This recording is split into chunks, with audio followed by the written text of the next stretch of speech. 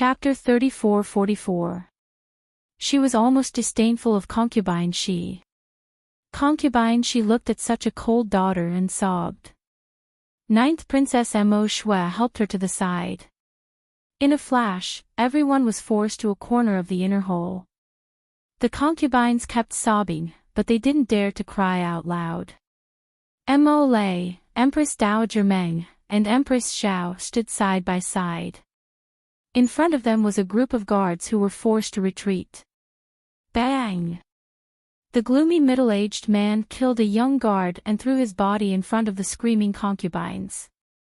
Achieving the desired effect, the gloomy middle-aged man smiled and looked coldly at Mo Lei and the others. He said in a cold voice, "You want to do this the hard way. Since you are so stubborn," then he reached out and grabbed Empress Xiao's neck with his fingers spread open. Mo Lei's expression changed and he cried out, "Queen."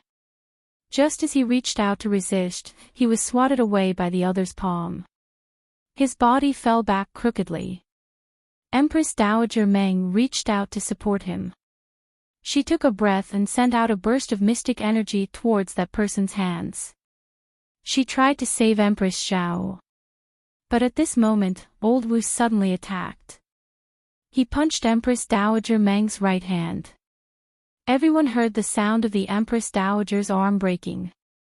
In an instant, Empress Dowager Meng's right arm fell down. Empress Dowager. Empress Dowager. Mother Empress. Everyone cried out involuntarily in fear. The group of young guards were even more fearless as they pounced forward, wanting to stop the violent Old Wu. However, to Old Wu, these people were nothing more than a group of insignificant dust particles. Old Wu roared, Mantis trying to stop a chariot. He kicked away a young guard who was hugging his leg. The child was kicked away and hit a pillar heavily. He spat out a mouthful of blood. Old Wu grabbed Empress Dowager Meng's injured hand and squeezed it tightly. The Empress Dowager's face was pale and cold sweat poured down, but she didn't even make a sound. She just looked at him coldly. Today, if I die, the entire Mo kingdom will die. It doesn't matter if everyone dies, but in the future, our fate will be the fate of your entire family. Empress Dowager Meng's eyes were like a pair of cold souls under the ice and snow. It was so cold that Senior Wu couldn't help but shiver. Old Wu sneered and grabbed Empress Dowager Meng by the neck. Is that so? If I kill all of you, who will know in the future that it was us who did it? Do you think the Crown Prince of the Divine Land knows what happened today? Ha, ha. He laughed complacently, his voice filled with killing intent. I didn't know that you bunch of rascals actually dared to come to the Lower Star region to show off your might. In the Divine Land, with your cultivation, what can you be called? Coming to the Lower Star region of the Sikong Star region, you sure showed off your might. You really opened my eyes. A cold voice came from outside the dilapidated palace. Even the voice seemed to be covered with a layer of cold murderous intent. Frost fell on the ground. It was as if the temperature of the entire area dropped a lot in an instant. Old Wu's hand, which was holding Empress Dowager Meng's hand, twitched slightly. He turned around abruptly and saw a tall figure against the light striding into the ruins of the palace. Just 4 level 10 spiritual masters, coming to the Lower Star region to show off their might. Chapter 34-45. Your family should be very proud of you, right? Mo Lien walked into the hall with his hands behind his back, looking at these people with a spurious smile. It was as if he wasn't angry at all. His gaze didn't even linger on Empress Dowager Meng and Empress Xiao for even half a second. He was completely focused on Elder Wu and the gloomy middle-aged man. Elder Wu's hand trembled, and his grip on Empress Dowager Meng's neck tightened. Don't come over. He suddenly sensed that his life was in great danger, and his entire body couldn't help but tremble slightly. It was a very strange feeling. He clearly didn't know the young man in front of him, and there didn't seem to be any powerful energy fluctuations coming from this young man, but he felt extreme fear, extreme fear. Huifeng. Yes, Your Highness, Huifeng answered with a grave expression as he walked quickly to Mo Lian and lowered his head slightly. He had served the Crown Prince for many years and had long sensed the Crown Prince's current mood fluctuations. Although the Crown Prince was still smiling like a spring breeze on the surface, he already had thoughts of killing people in a fit of rage. How could His Highness the Crown Prince not be enraged when he saw this scene of devastation? I want them alive. Yes. Huifeng responded forcefully. With a raise of his hand, 7 to 8 figures instantly appeared behind His Highness the Crown Prince and abruptly dashed forward at lightning speed. 2 against 1, like eagles catching chicks, they instantly rescued Empress Xiao and Empress Dowager Meng from the enemy's hands. They then twisted the arms of Elder Wu and the others behind their backs and ruthlessly kicked them to their knees. Elder Wu's face was filled with terror, and he didn't even have time to react before he discovered that he had been subdued. Impossible. Elder Wu twisted his body and was about to unleash a vicious attack when Huifeng pressed his head down and forcefully slapped him to the ground. With a crisp bang, Elder Wu discovered that his vision was covered in blood, and there was a bloody hole in his head. He was already feeling a bit dizzy. Very good. Mo Lian sneered. His voice wasn't very loud, but it was as if winter had descended. Darkness enveloped them, and a ruthless, low pressure pressed down on everyone's hearts. Take a guess. How do you think I will deal with you? As Prince Mo said this, he quickly walked forward and reached out to support Empress Dowager Meng. Grandmother, I'm late. Empress Dowager Meng raised her other uninjured arm and touched his cold cheek. She couldn't help crying. Before this, Prince Mo and Arbor had split up because they felt that the situation was quite dangerous. One went to the palace to rescue the emperor, and the other led people to the Qiao family. At the same time, the Qiao family was also struggling to hold on. Everyone in the Qiao family was currently sitting in the main hall, raising their heads to listen to the rumbling thunder coming from the roof. The group of people outside had climbed onto the roof and were wantonly destroying the defense array glyphs. This talisman array had already lasted for several days, and its talisman energy was being consumed at a terrifying speed. I'm afraid that this defense array will be broken in less than an hour, second Uncle Qiao Zhongxing said with a dark expression. Qiao Zhongbang also nodded. He took out a talisman from his pocket and stuffed it into Wei Ziqin's hand. If the array is broken later, take Xiao Sen, Xiao Hu, Xiao Yao, and sister-in-law and leave first. Chapter 34-46.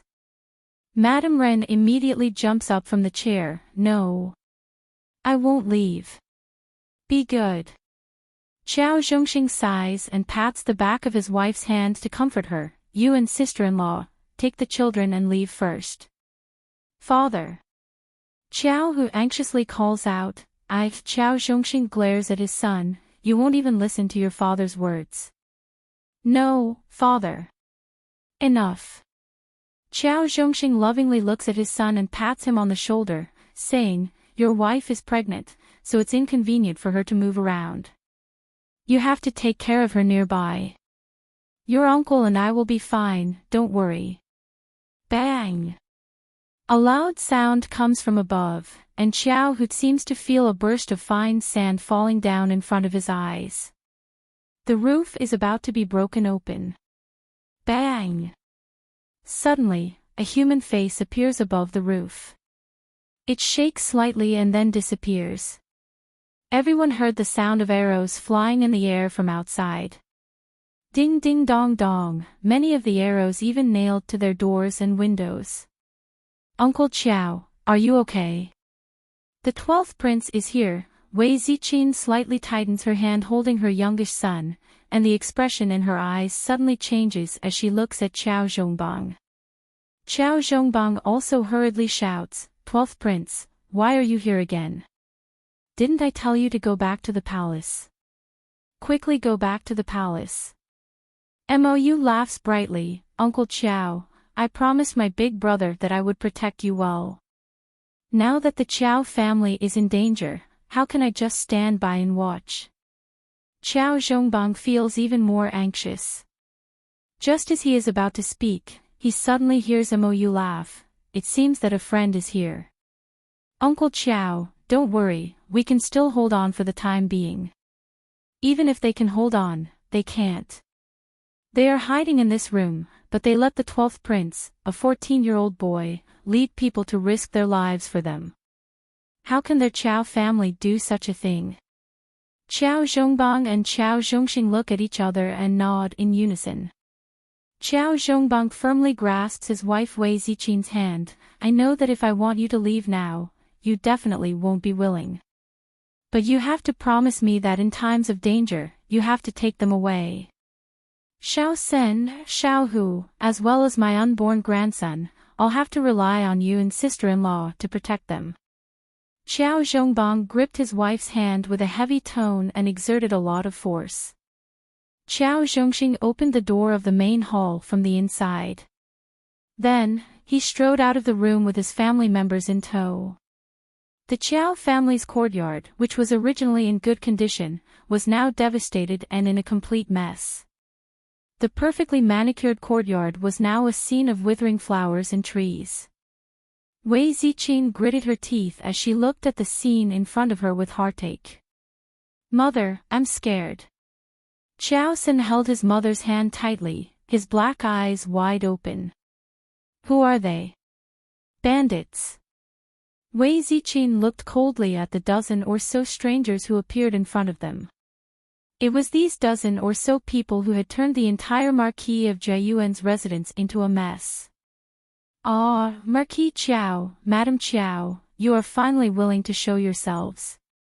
The 12th prince ran over with a group of guards, shielding Qiao Zhongbang's group behind him. He wiped his sweat and said, Why did you come out? Qiao Zhongbang chuckled bitterly. How can we let you all stay outside and bitterly endure for us while you do nothing? Don't worry, Commander Hui brought several thousand people outside. If it really doesn't work, we will use the human wave tactic. Chapter 34-47. No. Wei Ziqin sternly interrupted the 12th prince. We can't implicate our friends any further. This is our old Qiao family's matter to begin with. We are well aware of what these people want. Don't they just want to capture us and use us to threaten my daughter? Ha! Wei Ziqin sneered, although I'm just a woman, I'm not afraid of death. As she said this, she secretly stuffed the transportation talisman into Madame Nei Ren's hands. Madame Nei Ren's entire body stiffened. She only felt that the hand Wei Ziqin was holding her hand was frighteningly hot. Sister-in-law wanted to share life and death with Big Brother. She wanted her to take the children and run first. We don't need to know who you are. Wei Ziqin gazed coldly at the dozen or so experts in front of her and said indifferently, You only need to remember one thing.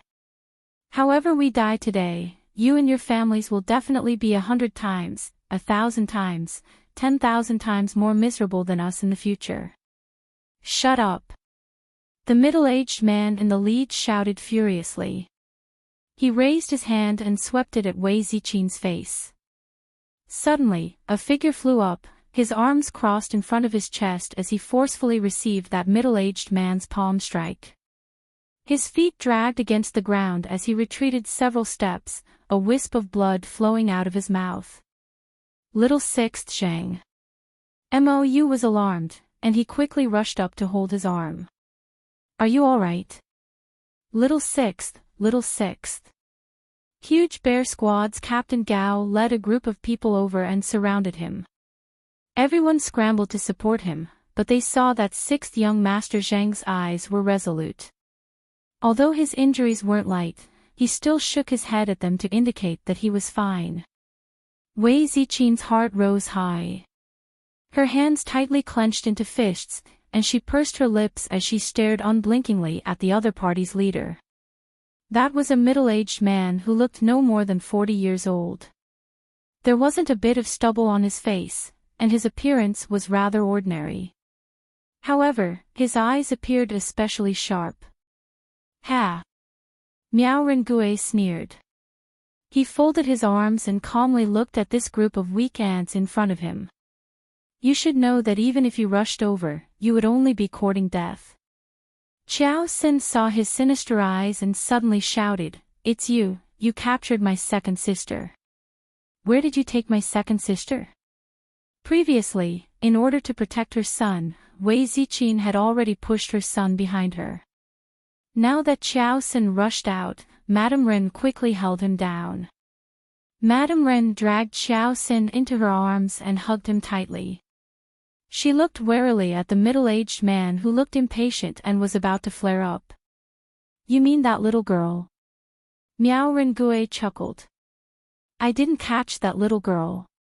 That little girl from your family is most likely no longer on Sikong planet right now. Don't worry. She will die a worse death than any of you.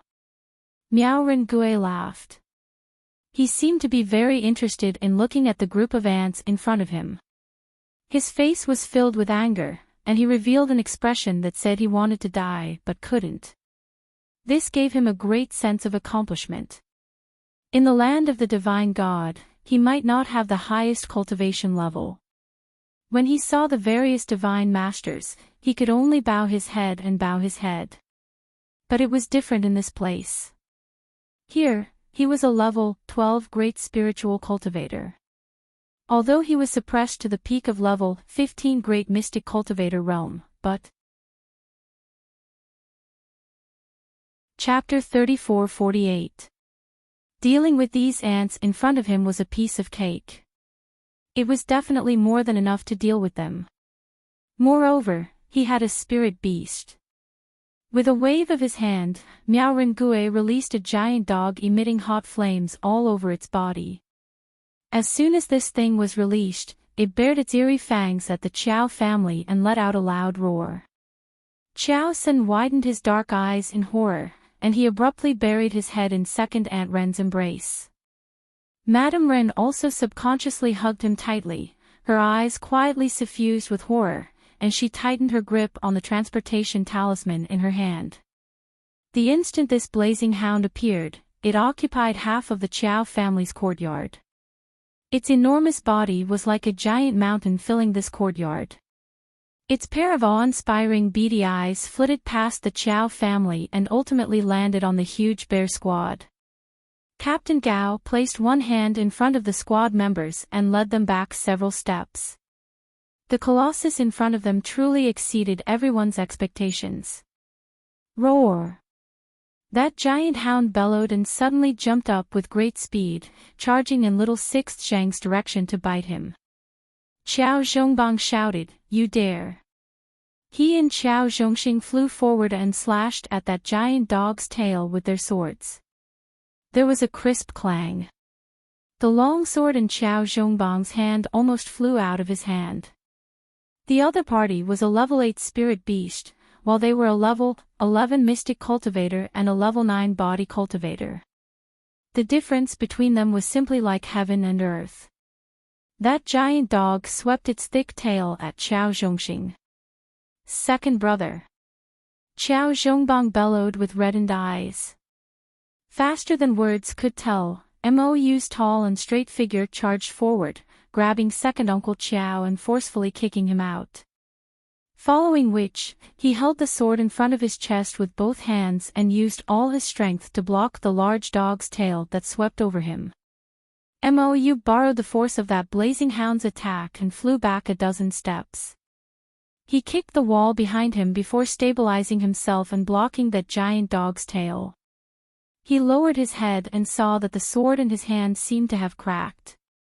With a twist of his body, he came out from under the giant dog's tail. He threw away the long sword in his hand and took out another sword from his inner world. The sword light flashed and cut off a piece of broken wood in front of him.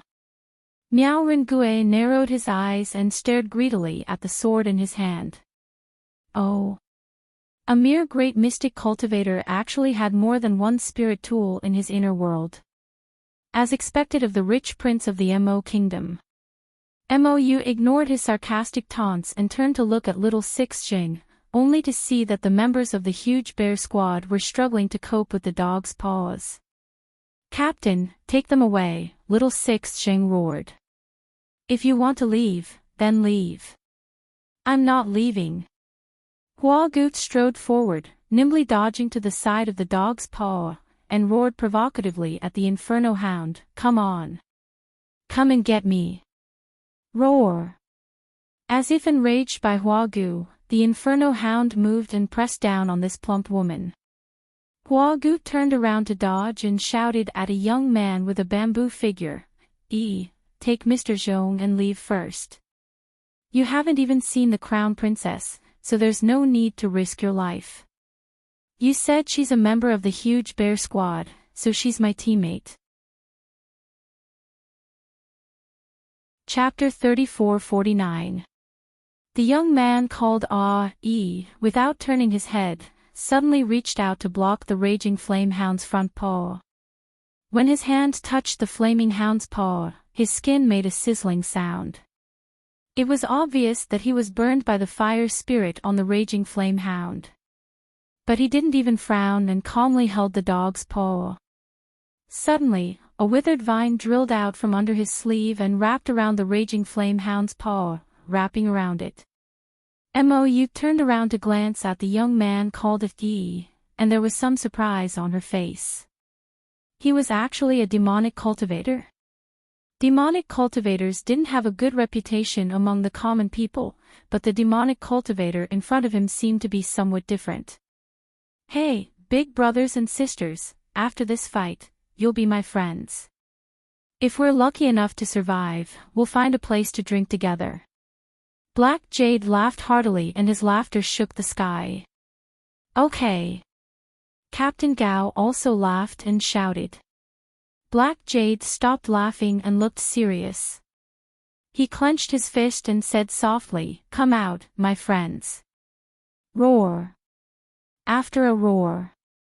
In the small courtyard, a giant beast with a dragon head and a lion body suddenly appeared.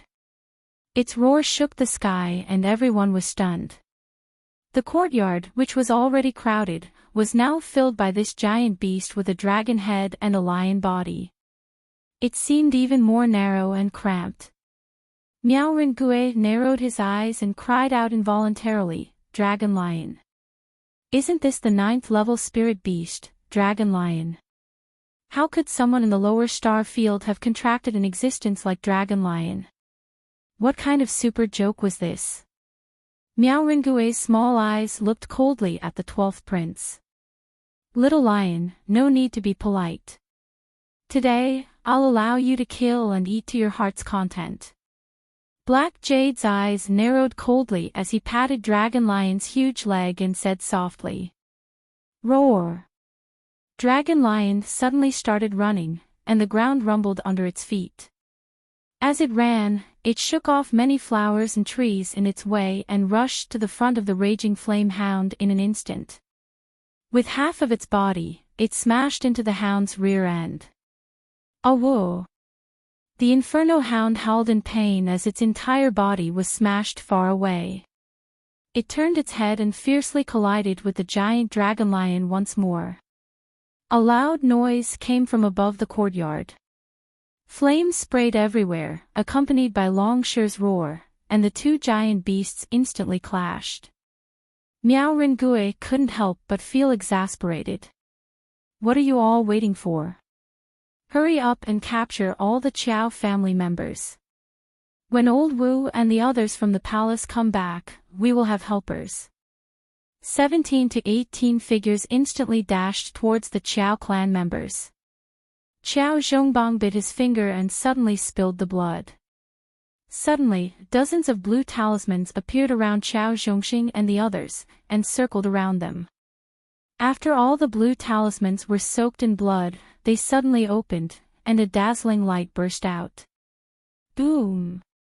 The two Xiuzhe who had jumped up were suddenly pushed back by a huge force.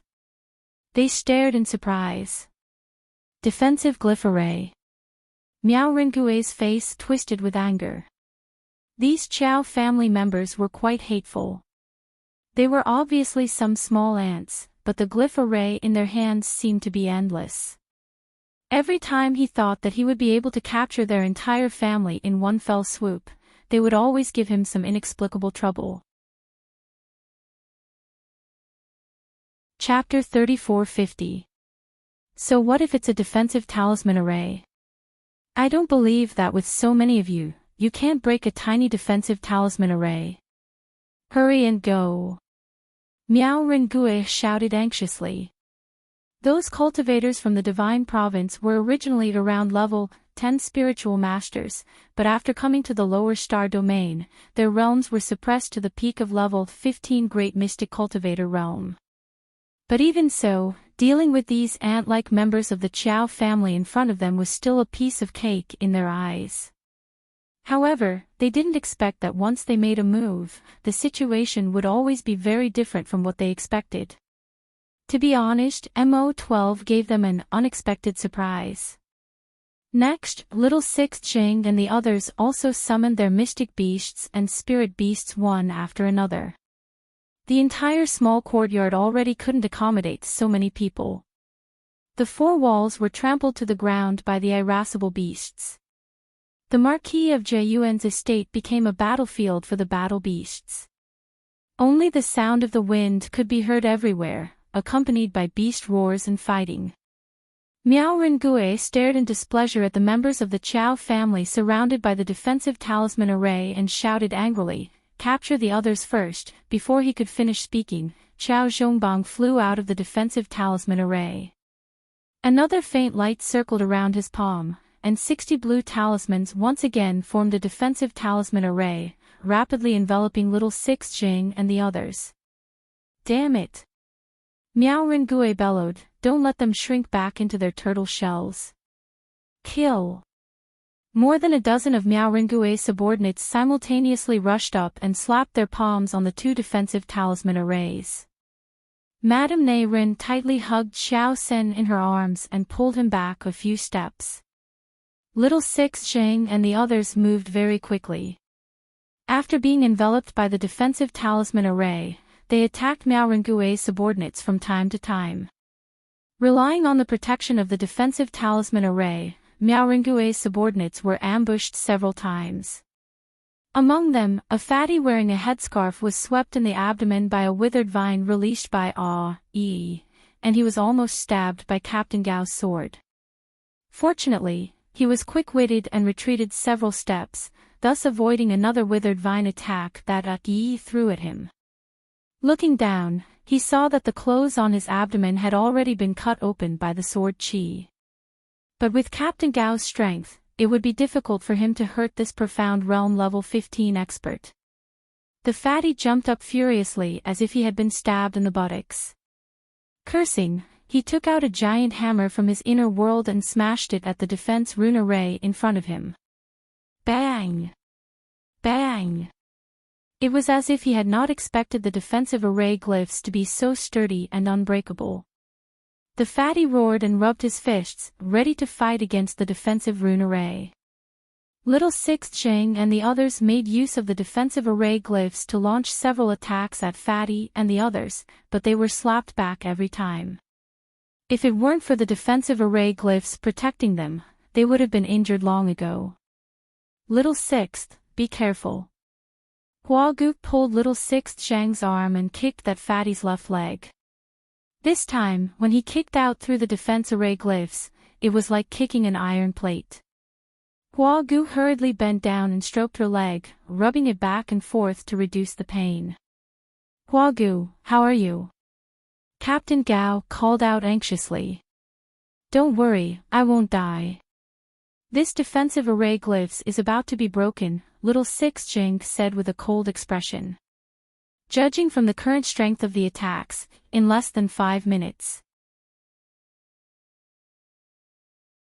Chapter 3451. The defensive array surrounding them was about to be broken. This naturally wasn't a good thing. Once the defensive talisman array was broken, they would be no different from little chicks. No matter how Miaorengue's group fought, they wouldn't be able to resist. Sixth young Master Zheng exchanged glances with Captain Gao and the others before taking a deep breath. A voice kept circling in little Sixth Zheng's mind. No matter what, I have to escort the Qiao family out with my life. If something happens to the Qiao family, the little girl will definitely be very sad. Thinking up to this point, their hearts couldn't help but tighten. Little Sixth. Hua Gu cried out in alarm. Little Sixth Jing flew out of the defensive talisman array and clenched his fists tightly. His whole body suddenly erupted with a terrifying force, and he abruptly charged in the fatty's direction. Little Sixth. Hua Gu cried out in alarm.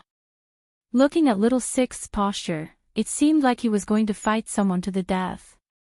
Everyone widened their eyes as they looked in Little Sixth Zhang's direction. They saw him fly up and deliver a powerful blow with both fists, directly blasting the fat man across from him. Even a punk like you wants to, before that fat man could finish his disdainful words, he suddenly felt a chill in his abdomen.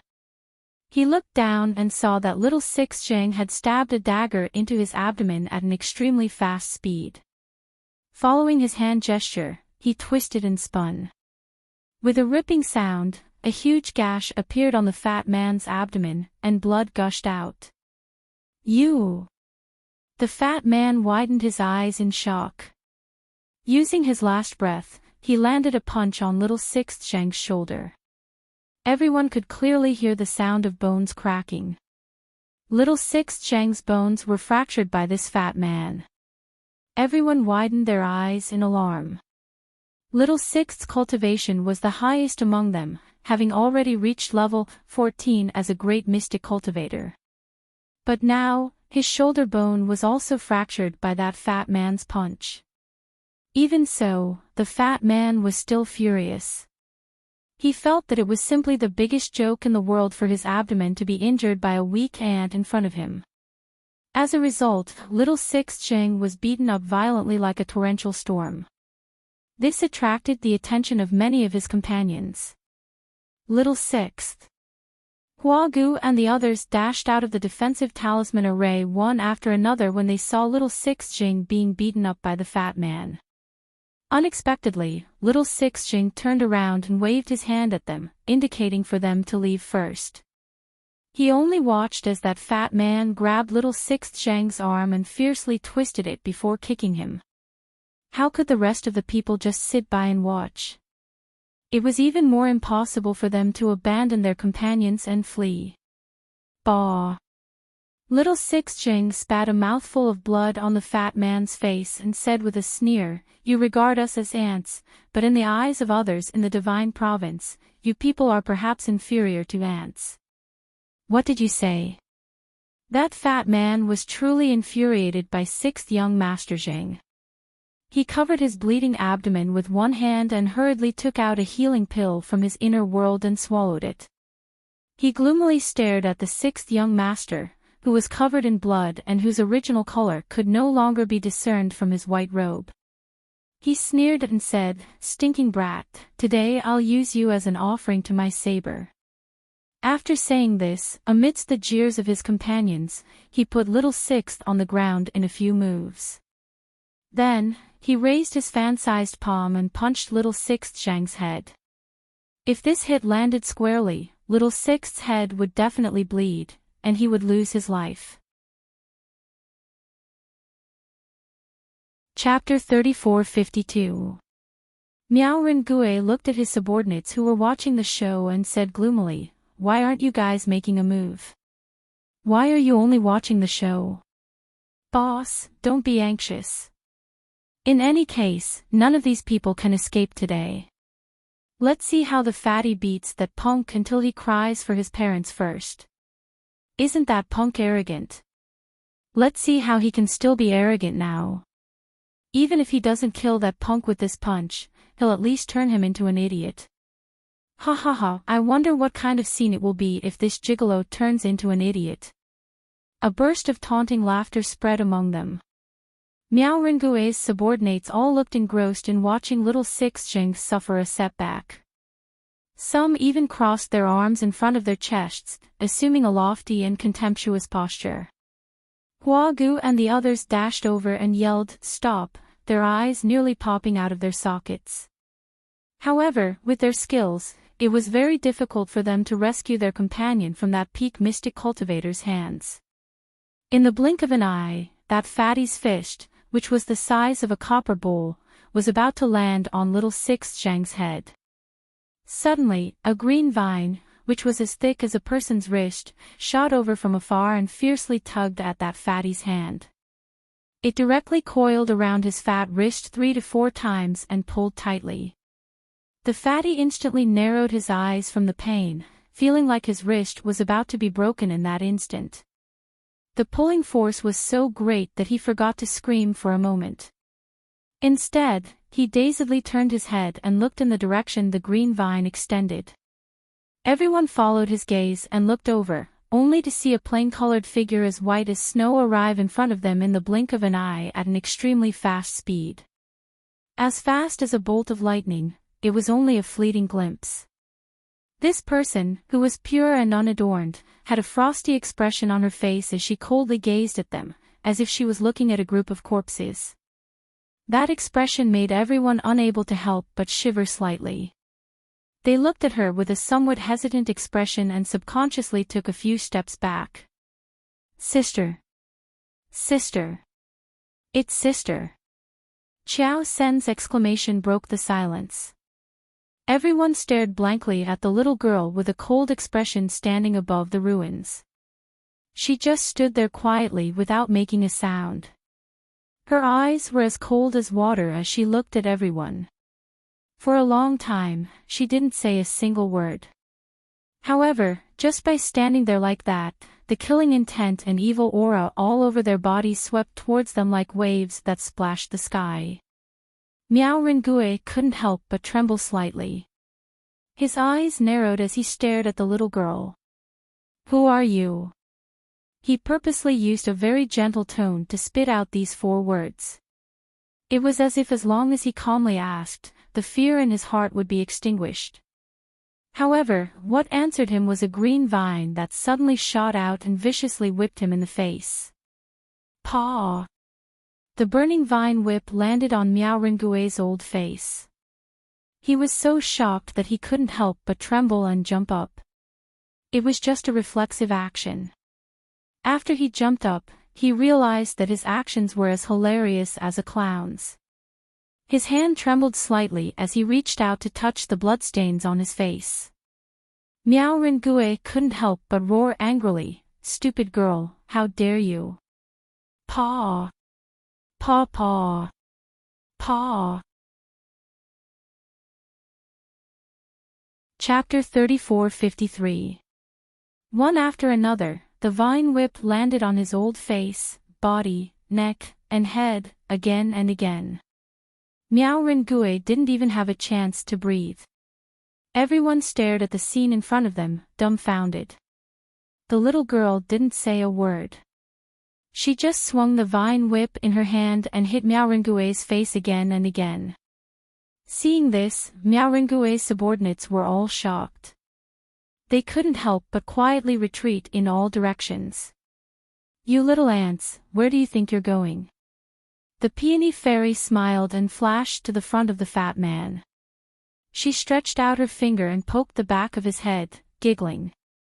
The bell-like laughter inexplicably made the fat man tremble. He couldn't help but feel a little scared.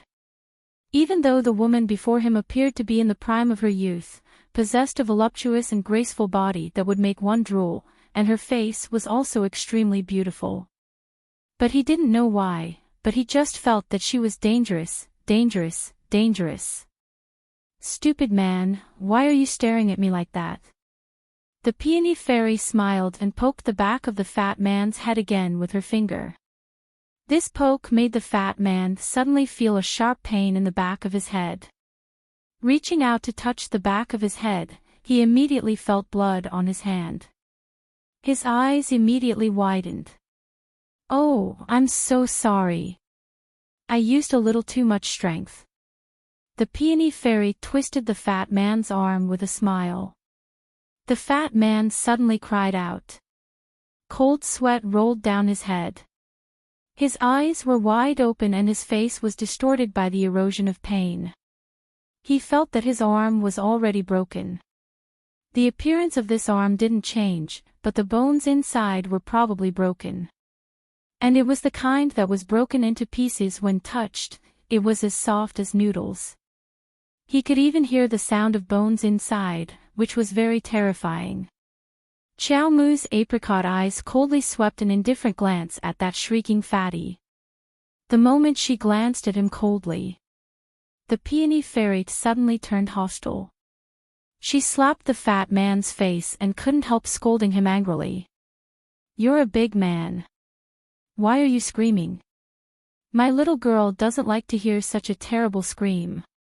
That slap immediately knocked the fat man's chin down. The fat man tilted his face in pain. After his chin fell, saliva dripped down his clothes. Seeing this, the peony fairy gave him a look of disgust. She kicked him back to Dao Wuji's side as if he was a piece of trash. She waved her hand and said, Go and deal with him.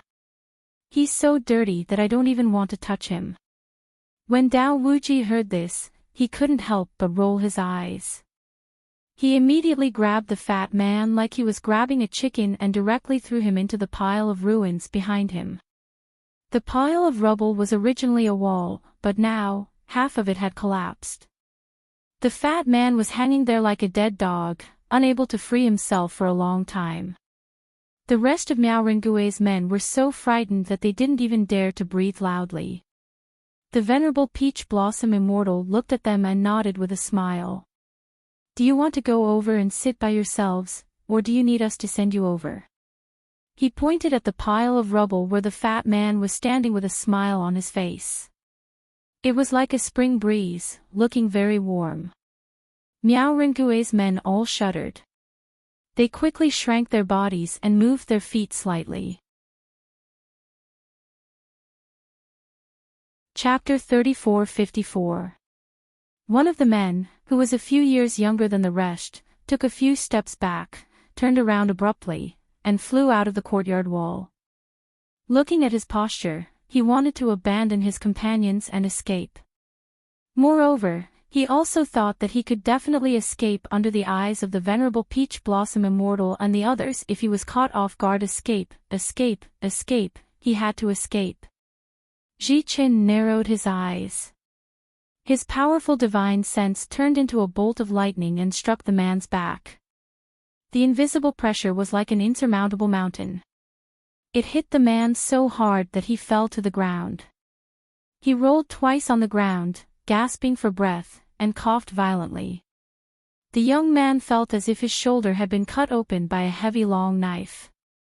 All the bones in his body seemed to have been completely shattered by this blow. He did not know what was going on. The rest of the people's expressions changed abruptly. They looked at Ji Qin in horror. They had seen it very clearly just now. This person did not move at all. He did not even move a finger. It was definitely just a wisp of divine sense. After releasing it, he beat the man to the ground. What did this mean? It meant that this person's divine sense was far above all of them. It was like an insurmountable mountain. It was too high to reach. How could they endure this?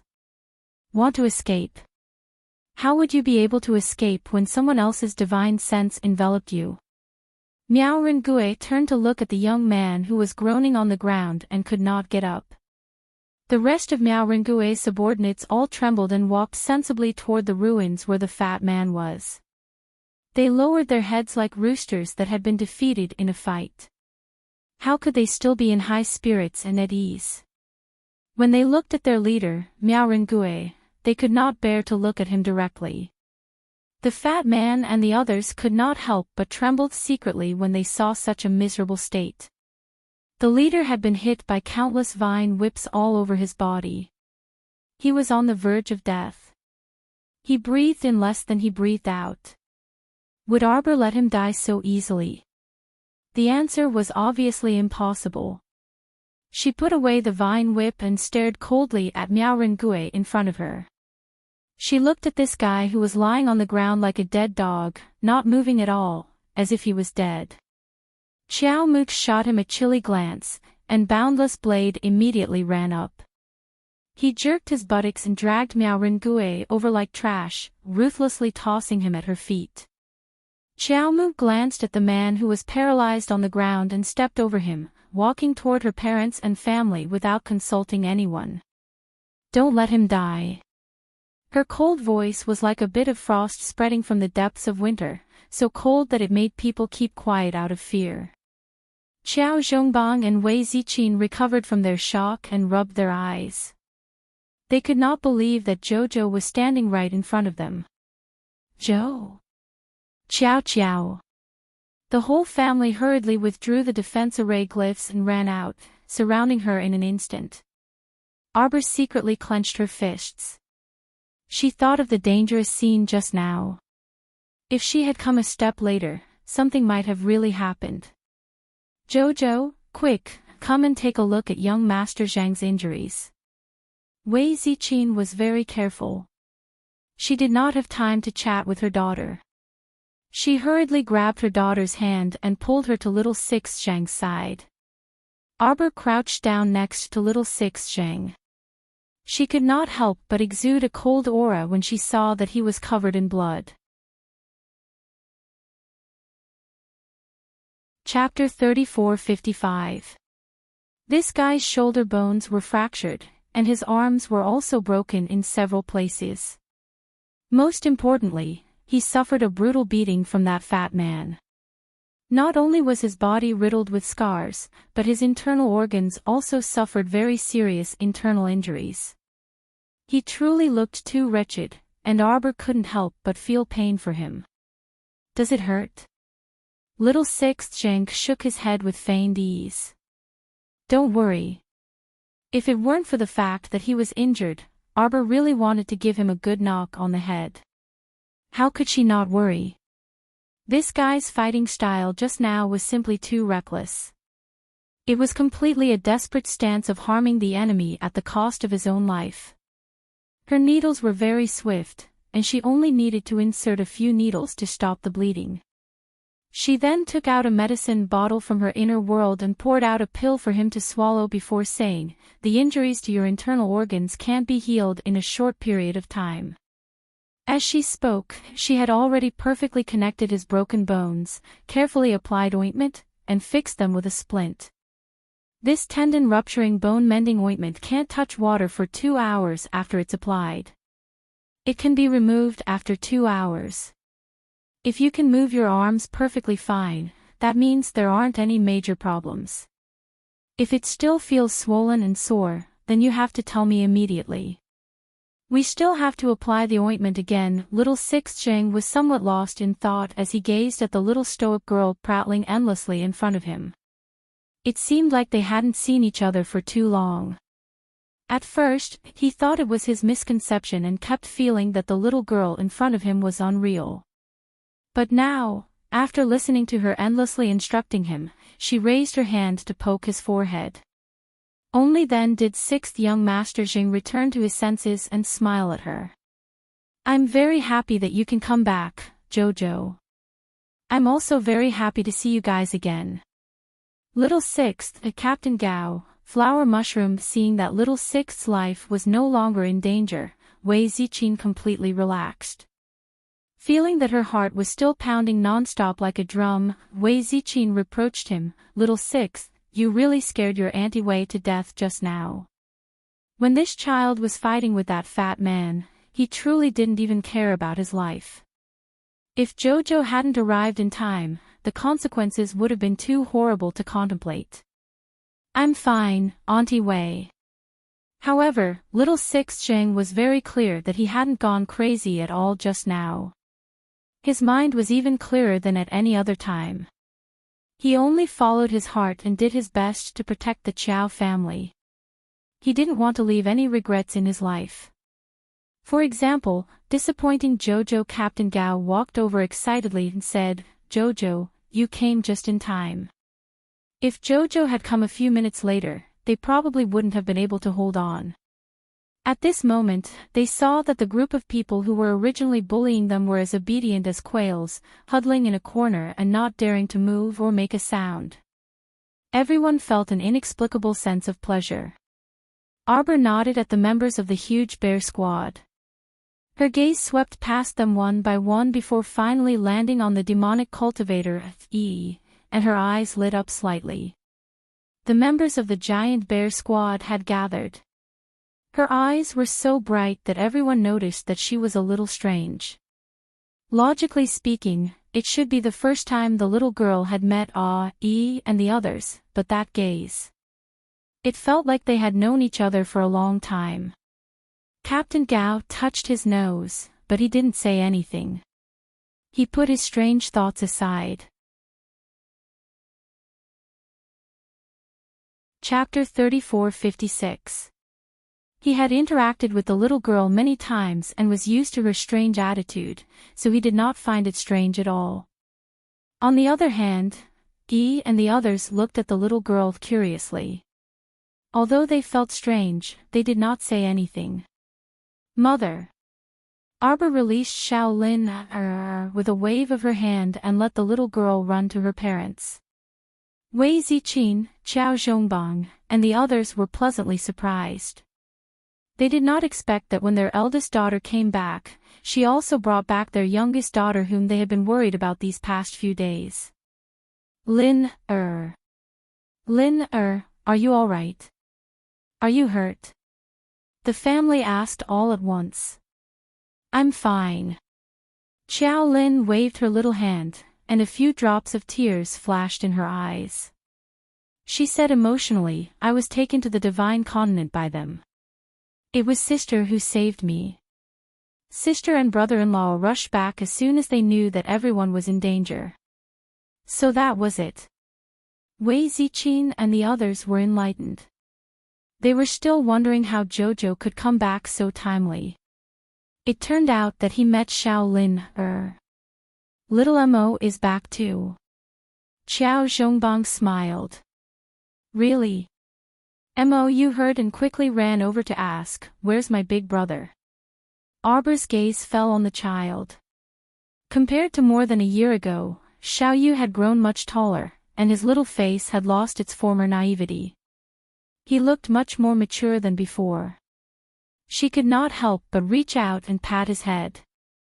"Your big brother has already rushed to the palace. I'm sorry to have frightened you." "Eldest sister-in-law, I'm fine." Mou quickly exclaimed. He was really not injured just now. He was just shocked when he saw Xiao Lu injured. "This time, it's all thanks to you, Commander Hui, and young General He Tian who came to rescue us," Wei Ziqin said with emotion. "I wonder how the situation in the palace is now." "Mother, don't worry. With Lien here, nothing will happen."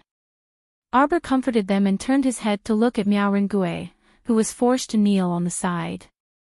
His eyes suddenly became dangerous. When Dao Wuji saw the little girl looking at him, he hurriedly dragged Miao Rengue as if he was dragging a bag of trash and threw him in front of the little girl. He clapped his hands and said with a smile, I thought these people had 3 heads and 6 arms, but when I looked carefully, there was nothing. TSK, they are really bold. They actually dared to come to this little girl's maiden home to cause trouble. Benefactress. Why don't you release this little monk? This little monk hasn't seen your mother for a long time. Let me see them. She couldn't deal with the little monk's repeated, female benefactor is your mother, and female benefactor is your father. Arbor only felt that this little fellow was too long-winded and kept on shouting. It was like a demonic sound piercing through his brain. Thus, he helplessly let him out. Benefactress is her mother, benefactress is her father. When this strange appellation came out, everyone's attention was immediately drawn to him. When Wei Ziqing saw the little monk, she almost cried. She hurriedly went up and hugged the little meat bun who was running over. She had a surprised and happy expression. Kong Kong, why are you here? This little monk was also saved by benefactress. Mother, I accidentally picked up Kong Kong. Arbor reached out and picked up the little fatty. He said with a helpless expression, we'll talk about this later. Right now, the most important thing for her was to treat their wounds. Chapter 34:57. Arbor's treatment of injuries was very fast. In less than a moment, she had treated everyone's injuries. After this battle, everyone more or less had some small injuries on their bodies. Xiao Mu distributed different pills, medicinal liquids, ointments, and the like to them. After applying them externally or ingesting them orally, it didn't take long for everyone to feel that their injuries had visibly taken a turn for the better, and their spirits were also much better. Seeing that everyone was fine, Arbor was relieved. She finally thought of Miao Rengue, who had been thrown to the side by Dao Wuji. At this moment, Miao Rengue was like a quail kneeling at the side, not daring to even breathe loudly. This was a world of difference from the overbearing attitude he had before. How overbearing he was before was how funny he was now. Arbor looked at him coldly. This person's body was covered in wounds and he looked battered and exhausted. Xiao Xin struggled free from Madame Nei Ren's embrace and scuttled to Xiao Mu's side. He threw himself into her arms and complained loudly, "Eldest sister, they said they want to capture us alive. They want to capture me and Dad and Mom." When Xiao Lin heard this, she was also infuriated. Just as she was about to step forward and kick Miao Rengue, Xiao Mu swiftly caught her.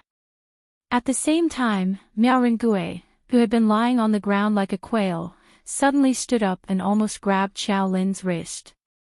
Seeing this, Dao Wuji slapped that person's face. "Yo, you still know how to pretend to be a grandson and lie low. What, you still want to capture a hostage in order to escape?" Xiao Lin raised her hand and patted her chest. Her pair of black eyes immediately widened. "Big sister. It's this person. It's his big brother who captured me. I heard them talking. He called that black-clothed man his big brother." Arbor immediately understood and nodded. Her eyes were cold. She looked at Miao Rengue and asked indifferently, "Are you going to confess honestly, or should I ask someone to search your soul?" Miao Rengue's expression changed drastically when he heard the word soul search. He couldn't help but shudder. This little girl kept mentioning the word soul search and said it so casually. She didn't look like a kind-hearted person at all. He looked into the little girl's eyes and immediately understood that she was not joking. If she did not confess honestly, the little girl would definitely not let her off. Soul search. Perhaps she would use something even more terrifying than soul searching to deal with him. Arbor looked at him coldly. "Have you thought it through? You only have one chance to choose." I'll tell you. I'll tell you everything." Miao Rengue was almost scared out of his wits. He quickly answered while trembling. "Miss, if you have any questions, please ask. I will definitely tell you everything I know." Arbor ignored the man's flattery and asked directly, "Who captured my sister?" Miao Rengue looked at Xiao Lin with trembling eyes. Seeing this, Xiao Lin was furious. Thinking about how this person wanted to capture her as a hostage, she wanted to go up and kick him a few times. "You're about to die. Why are you still stuttering?" Xiao Lin shouted unhappily. "I asked you something. Why are you looking at me?" Miao Rengue was very flustered at this moment. He personally saw his big brother capture the little girl in front of him and said that he would bring her back to the Divine Lands. Now, this little girl appeared here unharmed. Chapter 3458. What did this mean? It meant that something might have happened to his big brother, Miao Xing. Otherwise, how could he have fallen into such a situation? Arbor raised his wrist and whipped him. What's there to consider? Just speak the truth. If you speak a single word of falsehood, Arbor gazed deeply at him, there will be no place for you in the deepest hell. Miao Rengui's heart constricted, and he hastily kowtowed in fright. He repeatedly said, I absolutely don't dare to deceive Mississippi. TT, that's my big brother. The one who captured your sister is my big brother, Miao Xing. You are not members of the Panga clan. Arbor's cold gaze swept over him. Speak, which clan do you belong to? Miao Rengui shrunk his neck and couldn't help but tremble. His eyeballs rolled uncontrollably as he hastily said, We are indeed members of the Panga clan. Ah. A vine whip landed on his eye, directly whipping half of his eyeball into the air. Miao Rengui rolled on the ground in pain, wailing incessantly. His other eye glared at Arbor resentfully. Not a single word of truth. Arbor flew into a rage. His eyes glinted sharply as he stared at that person. He then turned to look at He-Chin, who was standing leisurely on the side. Peach Blossom. The little stoic was impatient, revealing an expression that said, I don't want to talk to you anymore. The venerable Peach Blossom immortal couldn't resist rolling his eyes. He took a few steps forward and poked her forehead with a finger. I've said it many times, my name is not Peach Blossom. This venerable Peach Blossom immortal is called He-Chin. He winked and pursed his lips in dissatisfaction. Without waiting for Miao Rengui, who was lying on the ground, to stand up, He-Chin's bony palm abruptly pressed down on Miao Rengui's skull. Miao Rengui immediately let out a blood-curdling scream, as if he was experiencing the darkest and most terrifying thing in his life. His entire body trembled uncontrollably, and his lips couldn't help but twitch. Jolin was shocked. She pulled her brother and took a step back at the same time. The siblings were confused. Looking at Miao Rengui, who seemed to be experiencing something terrible, they couldn't help but look at each other. Second sister, what is he doing? Qiao Sin asked in confusion. That uncle looks like he's in a lot of pain. Jolin nodded and could not help but whisper, just now, big sister said that she wanted to search his soul. I'm afraid this is it. What's the use of soul searching? Amitba, benefactress's younger sister, benefactress's younger brother, you two are too young now. It was normal that he didn't understand. It was better to stay away from such dangerous and frightening matters, so as not to spoil your naive natures. Excellent, excellent. Jolin and Jolin looked at each other in confusion. What was going on? The two of them, brother and sister, were told by a 5-year-old monk, are you two still too young? Big sister, I really want to slap him, Qiao Sin mumbled. The corner of Jolin's mouth twitched. She raised her hand to rub her brother's little head and nodded heavily. She also wanted to pull this chubby little monk over, and viciously take 2 bites. Ha ha ha. After searching Miao Rengui's soul, He-Chin directly threw him to the ground. Miao Rengui was not completely dead. At this moment, he was still struggling at death's door, and his eyes were rolled back. His eyes were filled with the color of death, and his throat was letting out waves of roars before he died. Right now, he only had a trace of consciousness left. His entire person was basically useless. Chapter 3459. He slumped to the ground, his only eye glowing with resentment. He tried his best to turn his head to look at Arbor. He's from the Shi family. The venerable Peach Blossom immortal walked to Arbor's side. He took out a clean handkerchief and wiped his fingers with a disgusted expression. Then, he threw the handkerchief to the ground and shattered it into pieces with a blast of saint power. Mesophobia was a disease. Arbor glanced at him and asked, "The Sher family?" "That Sher family. This guy's big brother, Miao Xing, is the second daughter of the Sher family's first branch, Sher Yongqian's close confidant. So this incident was caused by Sher Yongqian." Anger roiled in Qiao Mu's heart, and her eyes, which were as clear as a cold moon, seethed with a thunderous fury. What is Sher Yongqian? What is Sher family's second daughter? She hadn't had time to settle the score with her for what happened in her previous life. Now, she had the guts to attack her family again. It was simply too wonderful for words. Arbor's eyes were filled with murderous intent. "Sher Yongqian, you've lived long enough." Miao Ringui's 8th-level spiritual beast, little Taisui, walked over with a shrunken blaze hound in his hand. Before he could say anything, he suddenly heard a series of barks. The 3 puppies that had been peacefully staying on Paradise Planet suddenly jumped out. One of them jumped onto little Taisui without a word and slapped the blaze hound to the ground with one paw. The other 2 puppies dashed forward and patted the head of the trembling flame hound from the left and right. The 2 puppies carefully rubbed the blaze hound's head with their paws, as if they were caressing something. However, the following actions and images were not as beautiful. One of the puppies used its sharp nails to cut open the blaze hound's head. Furry took out a spirit beast's crystal core and looked like it was in a difficult position. It looked like it was wronged as it swallowed the power inside the crystal core. Everyone was dumbfounded. They couldn't help but turn to glance at Arbor. Arbor didn't have the mind to pay attention to the 3 puppies. She was completely focused on the Sher family's attack on her. She had to get back at them for this.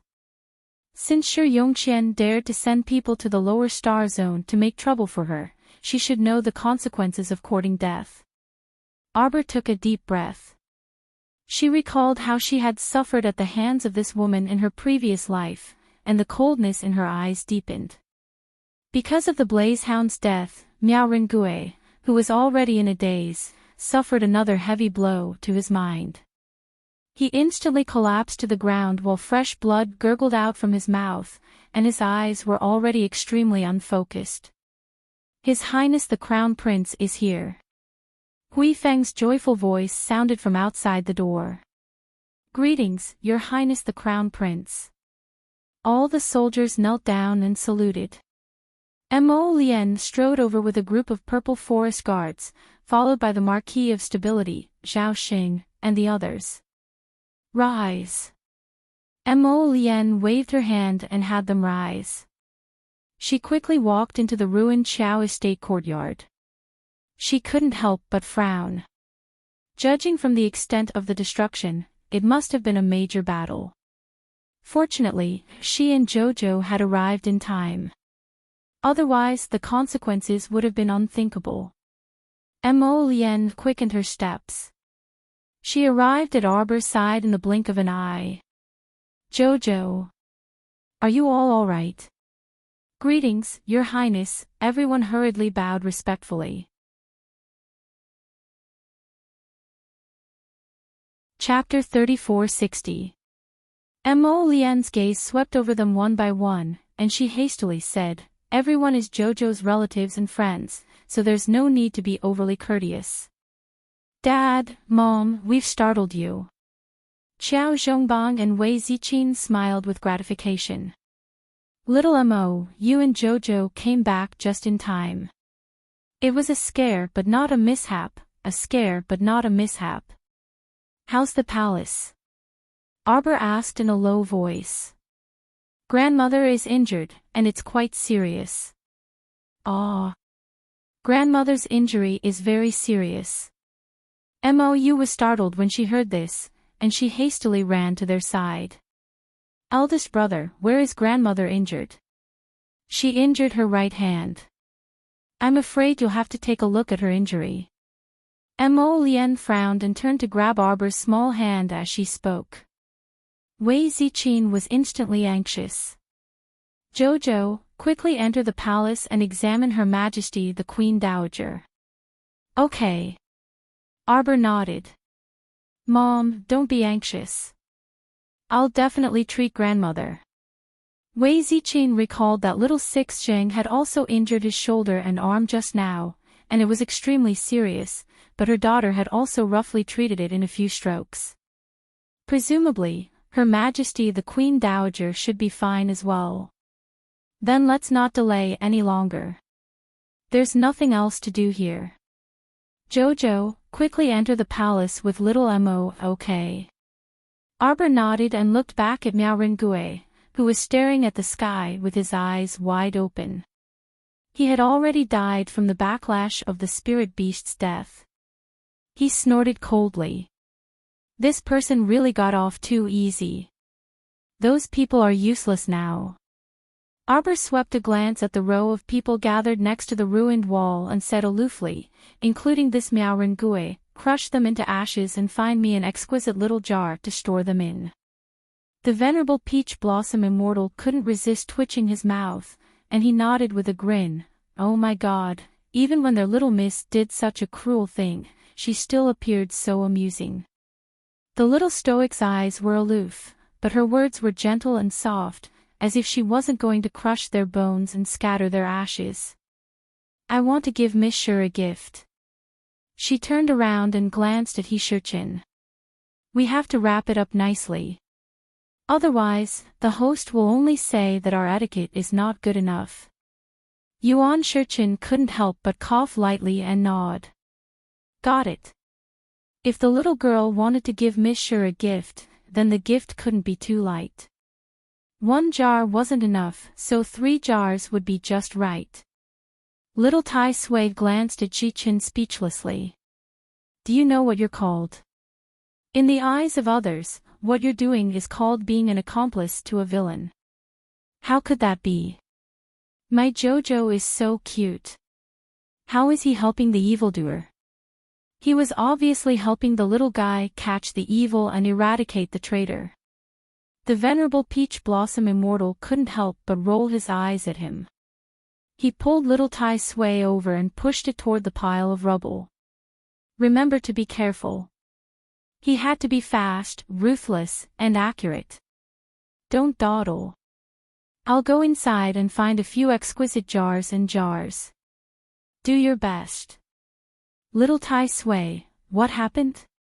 Why did he become the culprit?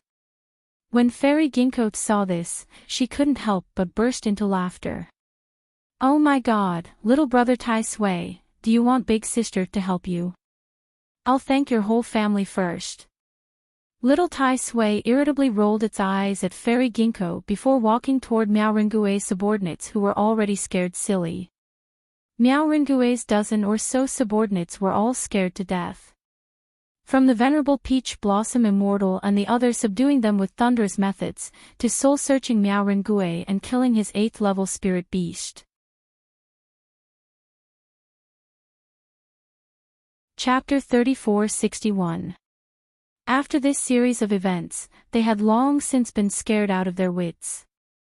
How could they possibly think of resisting? When they saw little Tai Sui walk over, one of them hurriedly fell to the ground and cried tearfully, "Venerable Immortal, please spare my life." Before the suppression of cultivation realms, Luo Rengue was the one with the highest cultivation base among them. Now that Luo Rengue had been dealt with so easily, how could the remaining people not be afraid? Now, they were filled with regret. If they had known this would happen, they would never have followed Luo Rengue to the lower star region to show off their might. Now, they were in big trouble. They had to pay with their lives just to show off their might. This was obviously not a good deal. However, the situation had already been decided. No matter how much they kowtowed and begged for mercy, even if they kowtowed to death, no one would pay them any attention. Little Tai Sui glanced at them indifferently, then slapped the top of their heads with a backhand. At the same time, Arbor and Mo Lien rushed back to the palace at top speed. They hurriedly headed for the Empress Dowager's Longevity Palace. Along the way, Arbor couldn't help but frown when he saw the devastated state of the palace. Someone came to the palace to cause trouble. Yes. When I arrived, someone surnamed Wu brought 3 people and captured a large number of concubines to threaten father. When Mo Lien thought of her old father's frightened appearance, the anger in her heart couldn't help but overflow. Even though this adoptive father of his was muddle-headed and bad, the love he had for him did not contain any benefits, and there was no discount at all. Moreover, although this old man sometimes lost his wits due to lust, he still listened to his ministers. All these years, the entire Mo kingdom could be considered to have had good weather, and the people were in good health. If another obstinate and self-opinionated person were to lead the Mo kingdom, they might not be able to do as well as his father. He didn't think that these people would be so bold as to come to the lower star region and touch his family. Xiao Mu's expression also darkened, and her eyes emitted a chilly glint. This group of people came for me. They were sent by Shi Yongqian. Of course, she also had a lot of questions in her heart. Why would Shi Yongqian go through so much trouble to come to the lower space zone and attack her family? Also, it was quite a scheme of them to blame the Panga clan for everything. Jing Ti, the patriarch of the Panga clan, must have been investigating her since she killed his daughter, Jing Minyao. What about Shi Yongqian? She had many conflicts with Xiao Mu, but it had never resulted in anyone's life. So how did Xiao Mu also coincidentally set her sights on her Xiao Mu family? Could it really be a coincidence? When the 2 of them passed through the drooping flower gate, Arbor paused slightly and stared deeply at the side of the garden. 4 men were tied to the edge of the pool, whips were whipping their bodies. Arbor looked away. Them. Mo Lien nodded. Then, she called someone over and whispered a few words to them before letting them leave. It was a good court, but now it's a bloody mess. Get someone to drag them out of the palace and beat them. The order he gave was to whip them for 7 days and nights, then execute them by cutting them. Sir Jojo blinked. She suddenly felt that she had been too soft-hearted. Those people who had caused trouble in her home should have been handed over to her husband to be punished. They should have been reduced to ashes by now. It was hard to appease her anger. Chapter 3462. Elder Wu and the other 3 had long had their cultivations crippled by Prince Mo's order. Now, they were no different from cripples.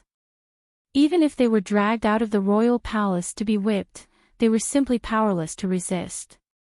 Soon, a large crowd of commoners gathered around the bustling royal palace's entrance to watch the show. Seeing those bastards who forcibly entered the Mo Kingdom capital to commit violence being punished by His Highness the Crown Prince, there wasn't a single person who didn't clap and cheer. Upon hearing that the Crown Prince had returned from the Divine Province with the Crown Princess, they were all unable to contain their joy and automatically knelt in the direction of the royal palace, calling out, "His Highness the Crown Prince." During this period of time, they had had enough of these bandits' attitude. Seeing them receive such punishment, they naturally vented their pent-up frustrations. When Arbor and Mo Lien hurried to the Empress Dowager's Longevity Palace, Gong Chang and had already been waiting for a long time. At this moment, he hastily ran over and led the 2 people into the Empress Dowager's bedchamber. The elderly woman was currently leaning against the gold-threaded cedar bed. When her gaze landed on the pair of children who had just entered, her eyes clearly brightened. Grandmother. When Arbor saw that the elderly woman's complexion was pale and unwell, her heart involuntarily tightened. Quick, quick, come over and let grandmother take a look at you. On the contrary, the elderly woman was very cheerful and didn't appear to be injured at all. Instead, she laughed heartily.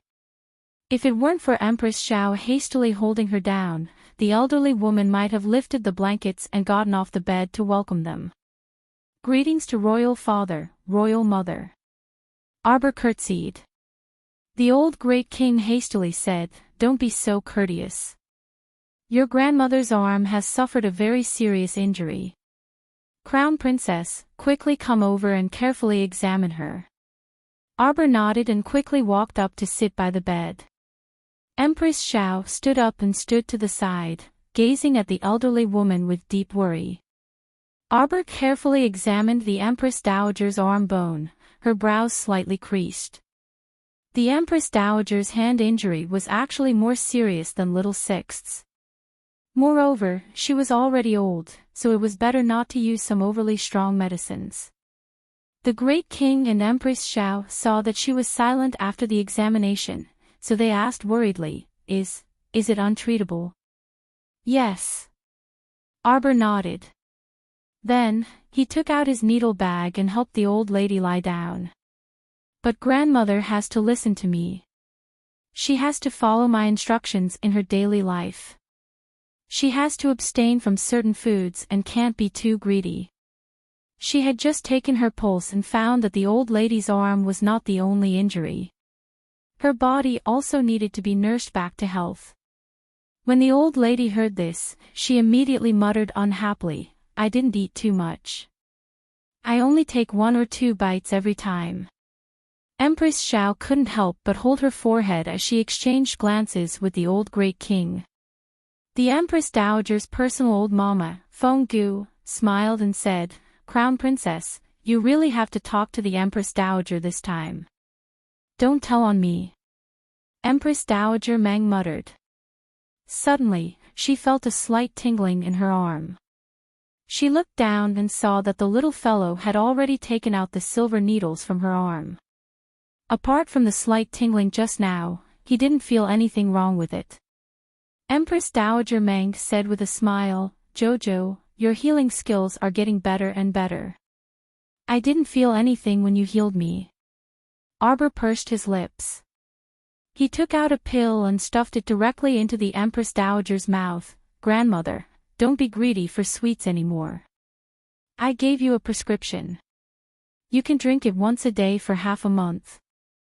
I guarantee that you will be full of energy in the future.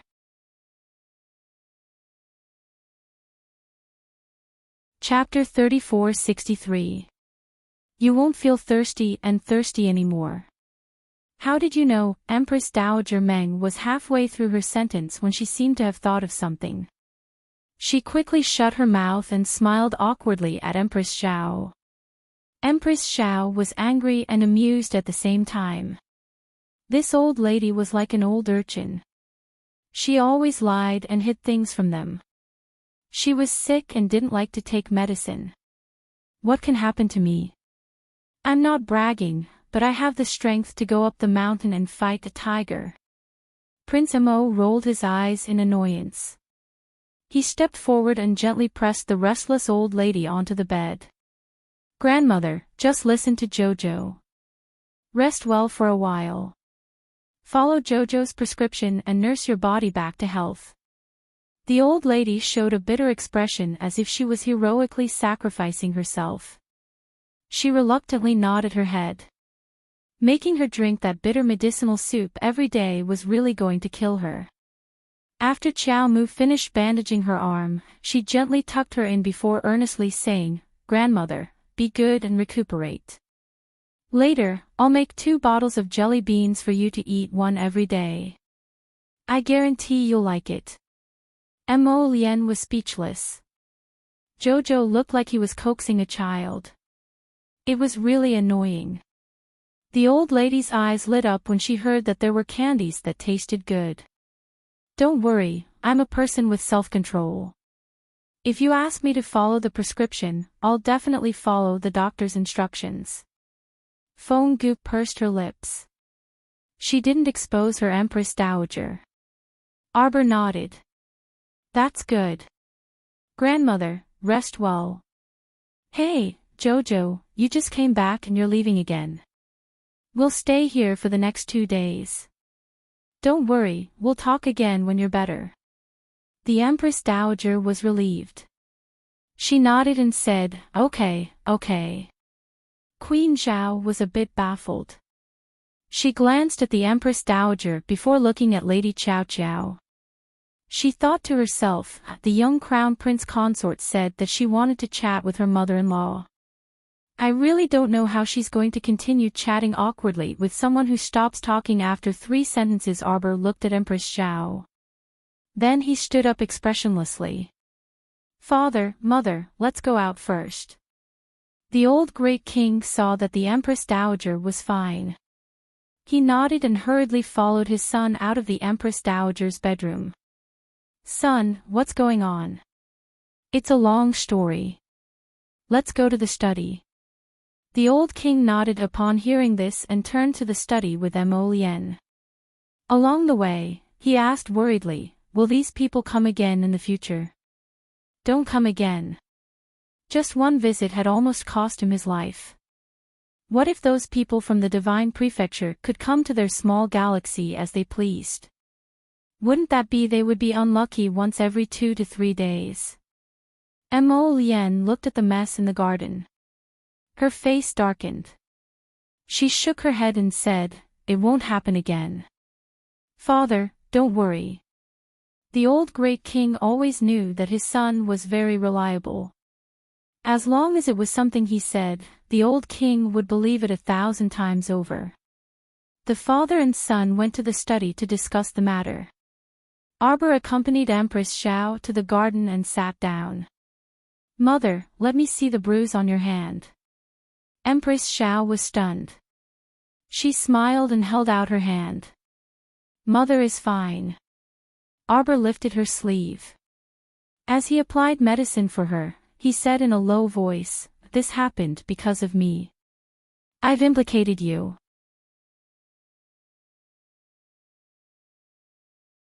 Chapter 34-64. When Empress Xiao heard this, she involuntarily knitted her brows and said, what silly things are you saying? Since we are a family, we naturally share blessings and misfortunes. What's there to implicate? Arbor looked up at her and nodded. Don't worry, this kind of thing will never happen again. Empress Xiao smiled at her and nodded. Mother personally believes in you too. The two of them chatted for a while more. Seeing that the queen wasn't in good spirits, Arbor had someone send her back to the palace to rest. That night, Arbor drew several thousand different jade talismans on Fish Orchid Planet. Currently, most of the talismans she drew were purple talismans, so their effects naturally couldn't be mentioned in the same breath as the yellow and blue talismans from before. When the sky was about to brighten, Arbor followed Mo Lien to the gate tower on the outskirts of the Mo Kingdom capital. Looking up at the chilly starry sky, Arbor turned to meet Mo Lien's eyes. You can start now, Jojo. Mo Lien nodded at her. Arbor then waved her hand, and several thousand jade talismans floated up around her. As if a whirlwind was blowing, they started spinning rapidly. Arbor looked at the wondrous scene in front of her without a change in expression. She extended her small hands and slowly fiddled with the jade talisman arrays. 10 sets of triple defense, confinement, and annihilation talisman arrays swiftly took shape in her hands. Even though Mo Lien was experienced and knowledgeable, she couldn't help but sigh softly. His Jojo could actually create so many purple talismans in a single night on Fish Orchid Planet, where the flow of time was 12 times faster. It was simply breathtaking to construct such a powerful attack, defense, and annihilation array. Dao Wuji, who was also watching the show from the gate tower until his eyeballs almost fell out, also couldn't help clicking his tongue in wonder. The little stoic is amazing as expected. It's not like no one in this world knows how to draw defense and confinement talisman arrays, but every talisman array she draws is basically a purple talisman. Its talisman power is definitely much higher than that of ordinary defense and confinement talisman arrays. Moreover, I don't know where this little girl got her experience in drawing talismans. I've never seen such a talisman array that superimposed defensive, confining, and killing effects together. It was rare for Ji Qin to finish listening to Dao Wuji's rambling, and a trace of pride appeared on her face. That's right, this is my family's Jojo. That talisman crafting cultivation is absolutely beyond your imagination. Dao Wuji couldn't help but snort. What do you mean by yours? Spouting nonsense all the time. When the sky was about to brighten, some of the citizens of the Mo Kingdom capital who were still in a daze were awakened by the loud noises on the streets. Everyone put on their clothes, washed their faces, and went out of the door or looked out of the window. Everyone was shocked by what they saw. An astrolabe the size of a millstone appeared in the sky above the Mo Kingdom capital, enveloping the 4 cardinal directions of north, south, east, and west. Currently, the sky was covered by this astrolabe. Jade talismans emitting lustrous purple light could be seen circulating and swaying on the astrolabe, bobbing up and down. Everyone ran out of their rooms in a clamor and looked up at the sky, conversing with each other in bewilderment. What is this, mother? The children asked, blinking their eyes in bewilderment. I don't know whose handiwork it is to actually assemble countless talisman arrays into this, an elderly man who knew a little about talisman arts looked up at the sky in excitement. He muttered to himself for a while, but he actually couldn't find the right words to describe this large-scale talisman array in front of him. Chapter 3465. This kind of large-scale talisman formation was truly unheard of and unseen. The turbulent flow of talisman energy within was simply breathtaking. It seemed to be formed by absorbing the essence of the sun and moon, endlessly growing and multiplying.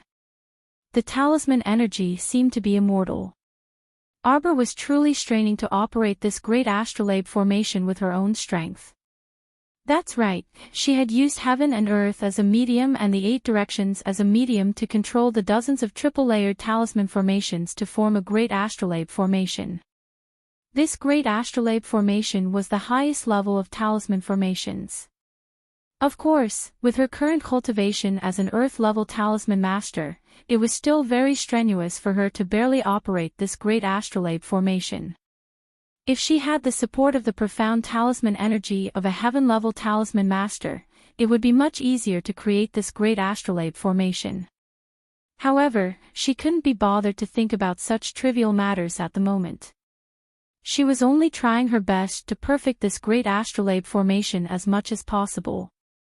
When this great astrolabe formation appeared, the entire court was shocked, both inside and outside.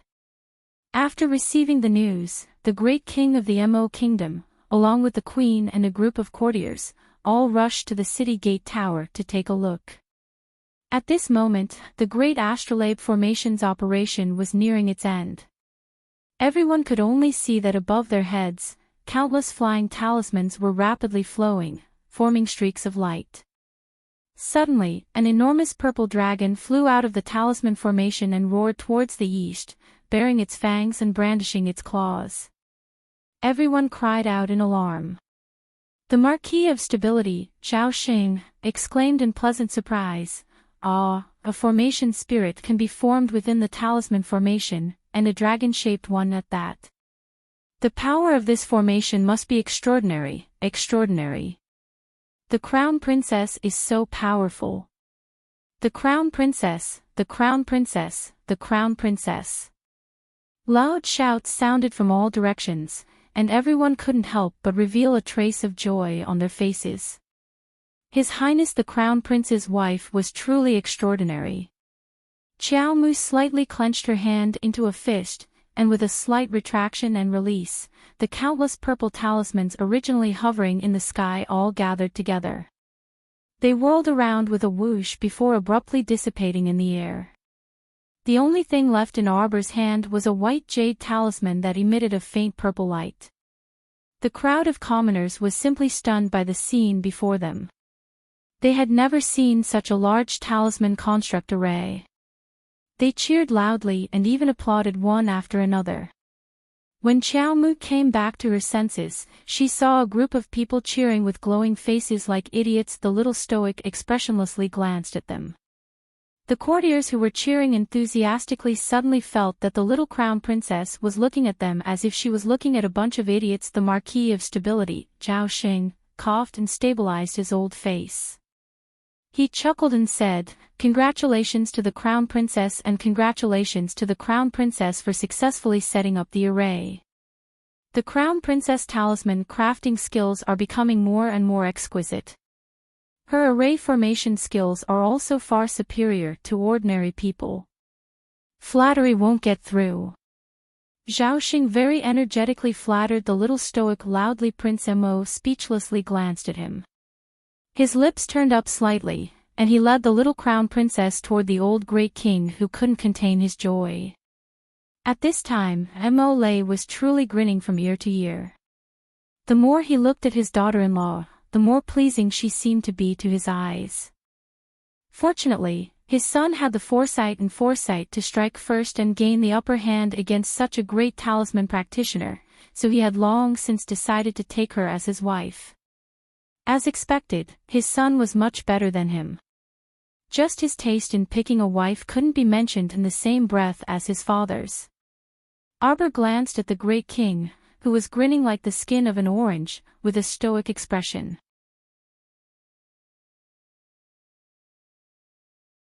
Chapter 3466. The little stoic said expressionlessly, "Great king, this is the key to opening the great astrolabe formation. You can open and close it at will by dripping a drop of blood. The talisman energy in this great astrolabe formation is probably only enough to last for 10 years. If it isn't opened every day, it can last for about 20 years. When the time comes, I will naturally come back to replenish talisman energy."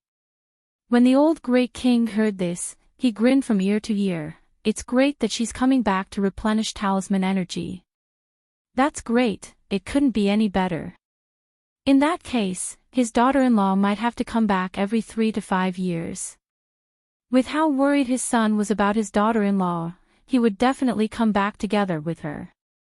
Wouldn't he be able to see his son at all times?"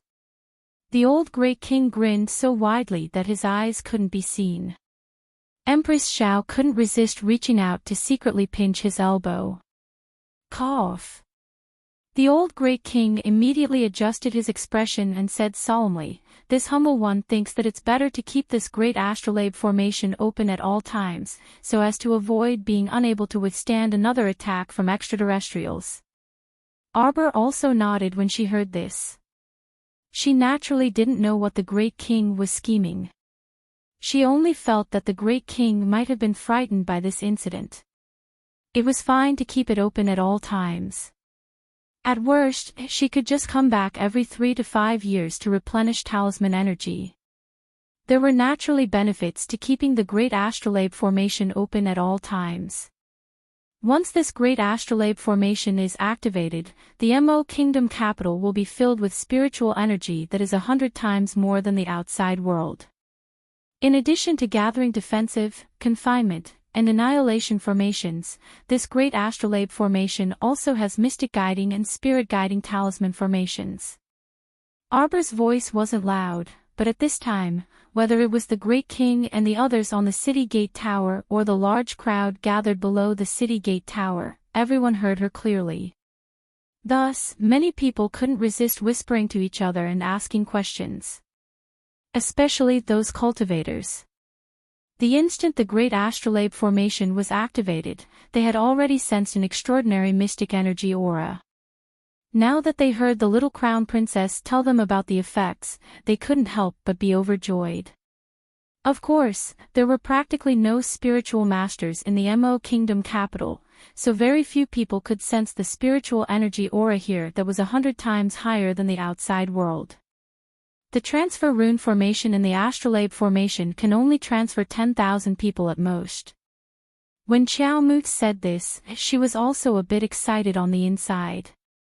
She had never thought that the teleportation array attached to the astrolabe grand formation would be able to teleport 10,000 people. This teleportation glyph array was reserved for them to use at the most critical moment to escape. Of course, he probably wouldn't need to use it. After all, the confinement and extermination rune arrays attached to the great astrolabe formation could kill all of them, not to mention 4 people like Elder Wu. Even if 400 or even 4,000 people like Elder Wu came here in the future, they would all be killed. The purpose of her setting up this teleportation glyph array was to leave a way out for the Great King and the others. Don't you feel that the sky seems to have darkened? As he spoke, the Marquis of Jiajingsu Pingyong, who was always good at smoothing things over, looked up at the gloomy sky in astonishment. Just now, it looked like the sun had just risen from the east. How could it be? In the blink of an eye, it looked like dark clouds had gathered. Everyone rubbed their eyes and discovered that they weren't seeing things. What's going on? It's really darkened. Upon hearing this, Arbor looked up at the sky, then glanced at her husband. Mo Lien couldn't help twitching his mouth. He kept feeling that this matter was developing in a strange direction.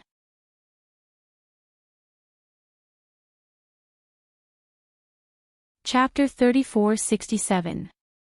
Mo Lien coughed lightly and said softly, "This great astrolabe formation is too heaven-defying. I'm afraid heavenly law was coming."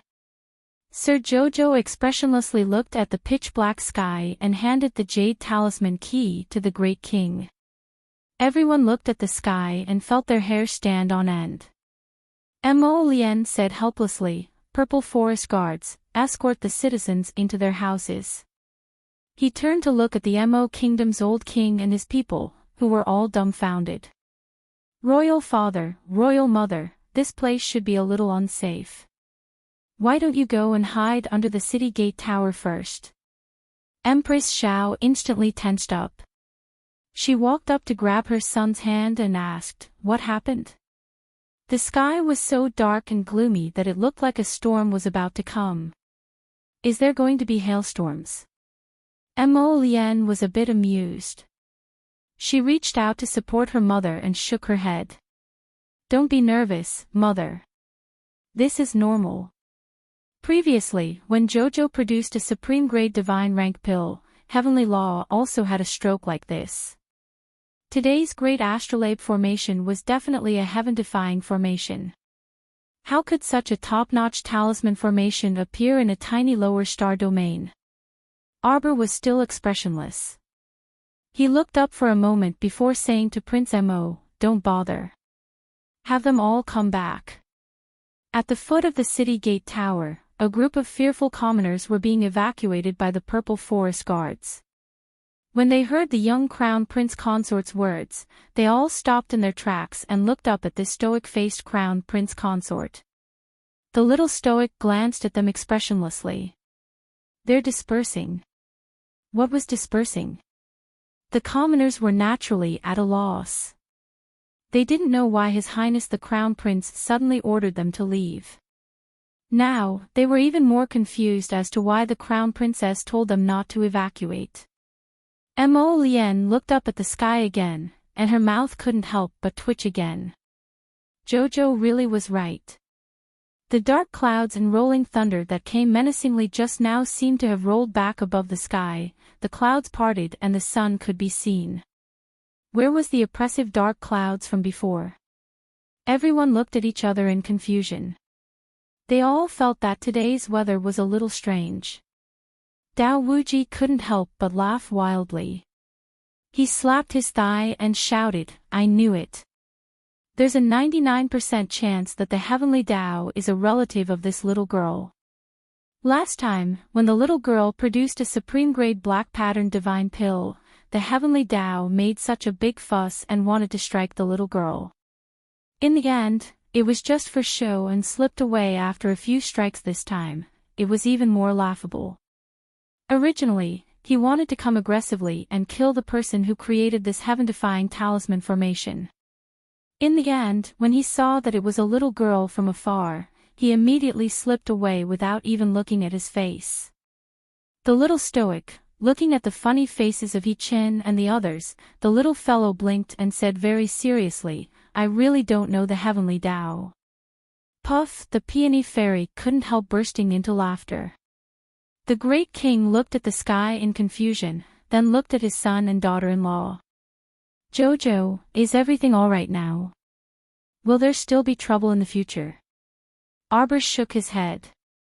Since it didn't strike this time, it naturally won't come in the future. Unless it was sick. Arbor pursed his small lips. Drip a drop of blood to open the astrolabe formation. You can also choose whether or not to have the formation spirit guarded every day. Yes, of course it has to guard it every day, the great king hastily said. This way, he could naturally consume more talisman energy.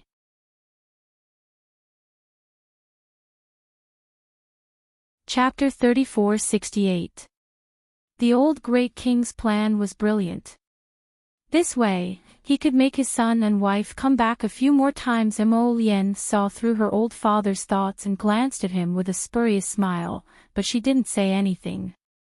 He reached out to hold Jojo's small hand and said softly, "You've also been busy the whole night. Let's go back to the palace and rest for a while." Arbor nodded. After the two left, the excited commoners on the streets still couldn't resist discussing this matter in high spirits. Of course, with the protection of this great astrolabe array, the Mo Kingdom capital was already surrounded by a copper wall. Countless cultivators who heard the news would rush to this mystic domain in the future. After all, the mystic energy here was much denser than some of the naturally formed mystic domains in the outside world.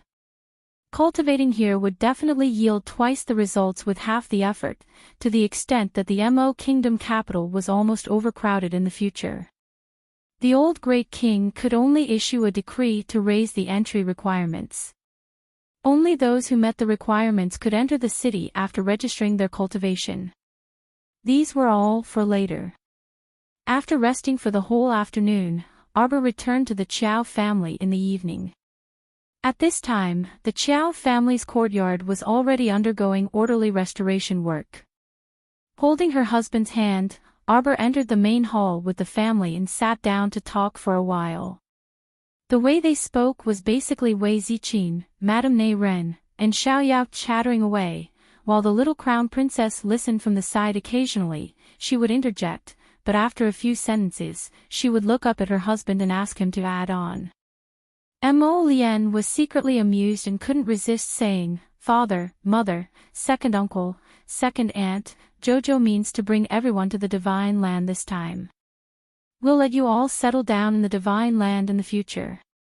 In Dragon Flame City. Jojo is now a rich woman and has purchased many properties. When the time comes, you can live wherever you want." When Xiao Xin heard that they were going to the Divine Land to play, he was the first to jump up and raise both hands and feet in agreement. Okay. Father, mother, second uncle, let's go to Shenzhou with sister. You only know how to play every day. Wei Ziqin poked Xiao Sen's little head with her finger. Then he looked at Arbor hesitantly and said, "Jojo, if we follow you to China, will we be a burden to you in the future?" This was the last thing Wei Ziqin wanted to see. Today, because they were too weak, they almost became a burden to Jojo and his son-in-law. Jojo hopped off his stool and walked over to Wei Ziqin. He held her arm and said seriously, "Mother, you will never be a burden to Jojo. If there is a day when Lotus and I are able to conquer the 3 continents, what meaning is there in conquering the 3 continents if you are not by our side?" Wei Ziqin was touched and poked the little fellow's head with a funny finger. "You love to talk big and make your mother happy.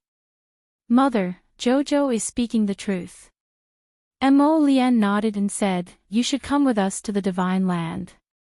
One day, when the 2 of us conquer the 3 continents, we can celebrate together." Everyone, the Crown Prince was so confident. It was as if conquering the 3 continents was right in front of them. Prince Mo looked at everyone with a smile. "The spirit energy in the Divine Land is rich. This way, we can settle down earlier and slowly expand our meridians. If we cultivate well, our cultivation will definitely improve a lot. We don't have to worry about our cultivation stagnating."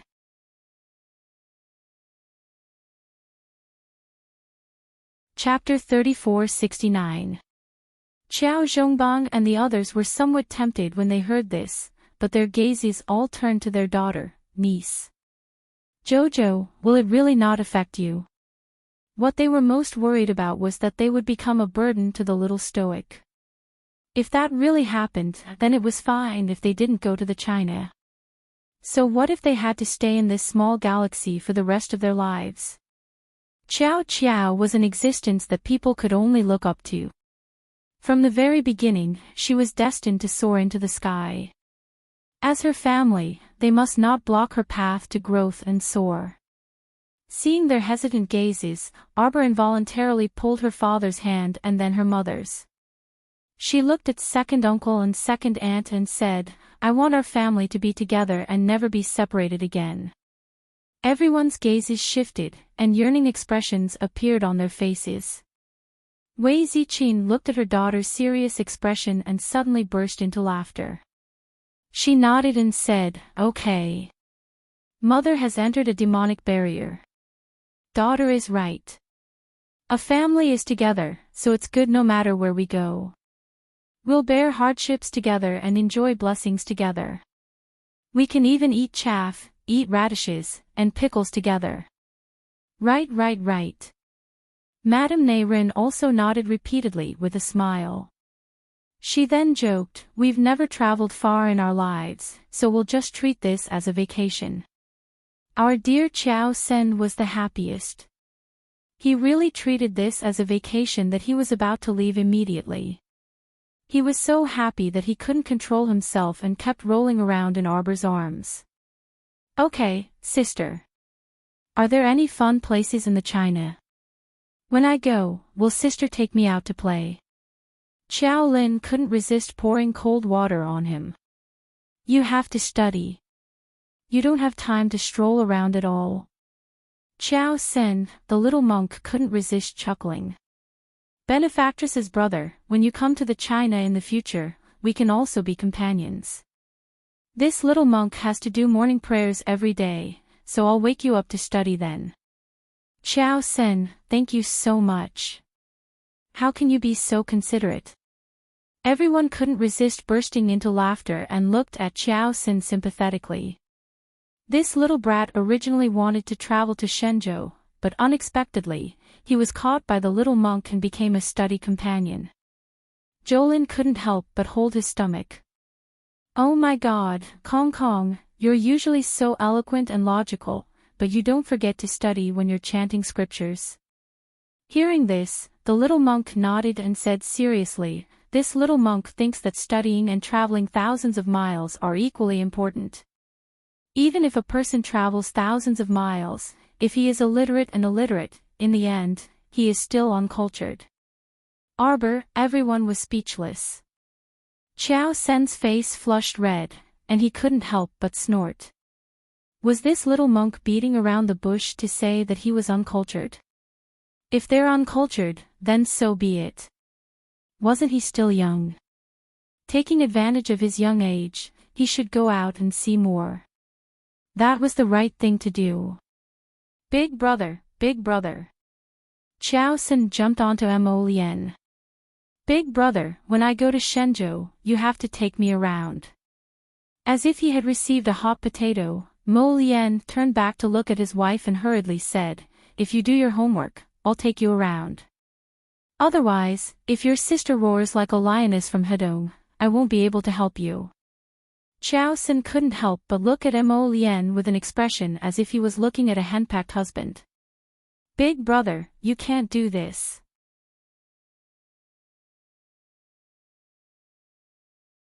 Chapter 3470. What?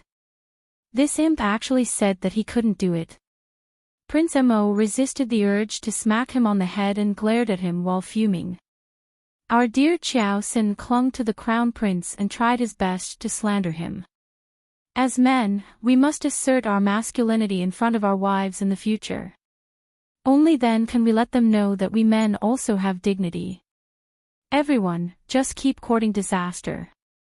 Jolin guffawed and reached out to pull her younger brother to the side, casually giving him a small knock on the head. Shut up, don't think of dragging brother-in-law down with you. When brother-in-law angers sister, will you come out and block him? Arbor glanced at everyone in the hall, his gaze clearly softening. At this time, a servant came to report, "Eldest miss, your friends are here."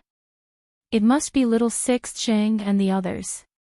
Arbor's eyes brightened, and he hastily said, "Quickly invite them in." "Forget it, I'll go welcome them myself." With that, he pulled Mo Lien and walked out the door. His friends from Huge Bear Squad came to greet them and surrounded them, laughing and chatting merrily. Arbor invited everyone into the main hall. Xiao Zhongbang and company exchanged some pleasantries with little Six Zhang and the others before inviting them to take a seat. At this time, the main hall had just been set up. Laughably, there was only a row of chairs, and even the tables hadn't been properly set up yet. Everyone was unconcerned, however, and they chatted in the hall. Thus, Mo Lien opened his mouth to publicize Sir Chiao Chiao's intentions. He asked, "Captain Gao, are you all willing to follow us to the Divine Province?" Captain Gao and the others were startled. Then, they exchanged glances before finally focusing their gazes on little Six Zhang. Evidently, everyone basically regarded Sixth Young Master Zhang as their backbone now. Captain Gao especially relied heavily on little Six Zhang and had to listen to his opinion on any decision. Little Six Zhang muttered to himself before looking at Arbor and Mo Lien, saying softly, "I think my personal opinion is that I want to pass through the upper 6 prefectures normally with my own strength before going to the Divine Land. Of course, this is just my personal opinion." Little Six Zhang looked at Captain Gao and the others. "Everyone can have their own," Captain Gao waved his hand. "We, the Giant Bear Squad, advance and retreat together. Since Little Six said so, you must have your reasons." Little Sixth Shang nodded.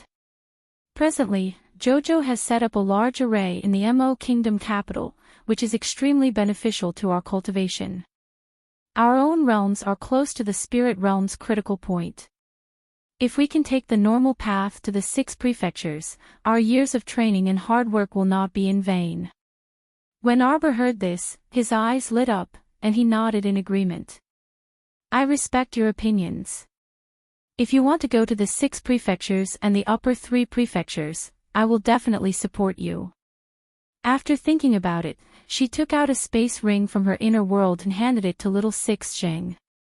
"However, don't reject the resources I'm giving you." Captain Gao and Hua Gu exchanged glances. The cheerful Hua Gu laughed heartily and patted little Sixth Zhang's shoulder. "Since it's Jojo's kind intentions, we won't refuse. Besides, we just happen to need these resources. With these, we can better catch up to our companions, and we won't be left far behind by Jojo." Everyone guffawed and nodded repeatedly. Little Six Zhang also smiled when he heard this, and he silently accepted the space ring that Xiao Mu gave him, firmly engraving this favor in his heart.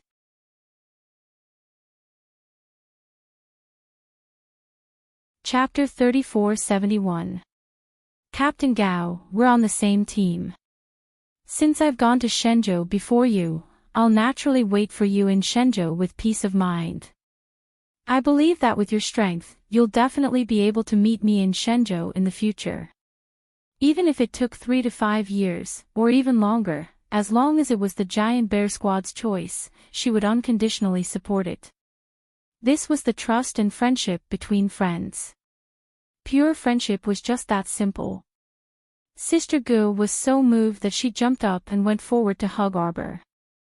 She choked with sobs and said, "Jojo, we'll miss you."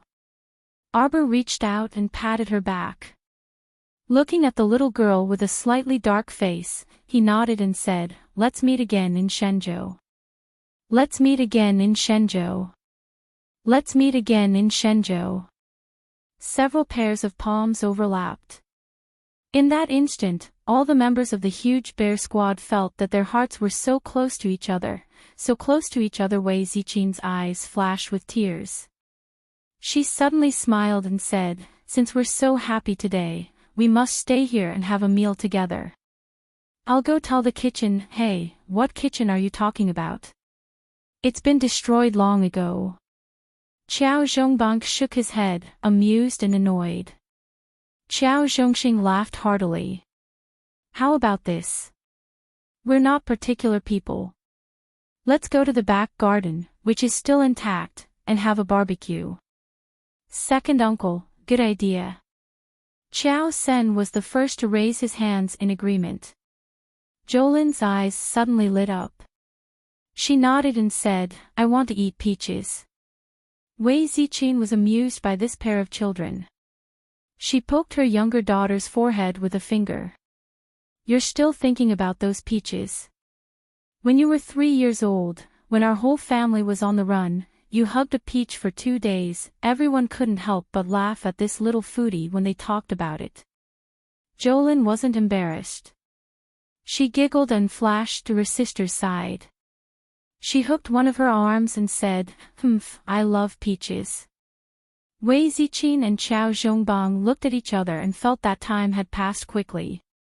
In the blink of an eye, their children had grown up. Therefore, everyone set up a barbecue rack in the back garden. There was wine and meat, and they enjoyed a farewell banquet with laughter. The time spent together was short, and it was time to part. Little Sixjing drained the wine cup in his hand in one gulp before turning to give Arbor a deep look. However, they believed that one day, they would be able to meet again in the Divine Prefecture. The next day, Qiao Mu entered the palace to see Her Majesty the Queen Dowager.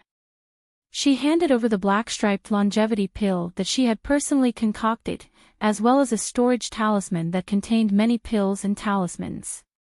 Grandmother. The little fellow shook her hand and took out a medicine bottle from the storage talisman. I've already pasted the name and dosage on this medicine bottle. You have to follow my doctor's instructions and take it every day. When she came back this time, she discovered that her grandmother was aging very quickly, and her vitality was severely depleted. Especially after this battle, her grandmother had consumed a large amount of vitality. Currently, there were many wrinkles on her face, and she appeared to have aged by no less than 10 years. She couldn't set her mind at ease, so she left behind prescriptions to nurse her grandmother back to health. However, time was limited, so she could only secretly instruct Feng Gu. It was naturally inconvenient for her to stay and nurse her grandmother back to health every day. Good child. Grandmother is already so old. Time spares no one. Empress Dowager Meng smiled good-naturedly.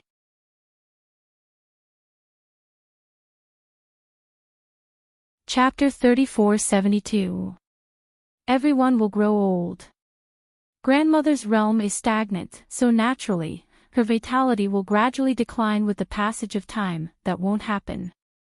Arbor pulled her hand and shook it, saying softly, Grandmother, as long as you listen to me and take your medicine on time, I guarantee that you'll be radiant after a month. Moreover, isn't it too early to say such discouraging words? You still have to see your great-grandson being born. Elderly Lady Qiao was startled, and then her eyes turned into crescents as she smiled. She patted Qiao Mu's small hand and nodded repeatedly in delight. Good, good, good. My good grandchild, grandmother definitely won't let you down.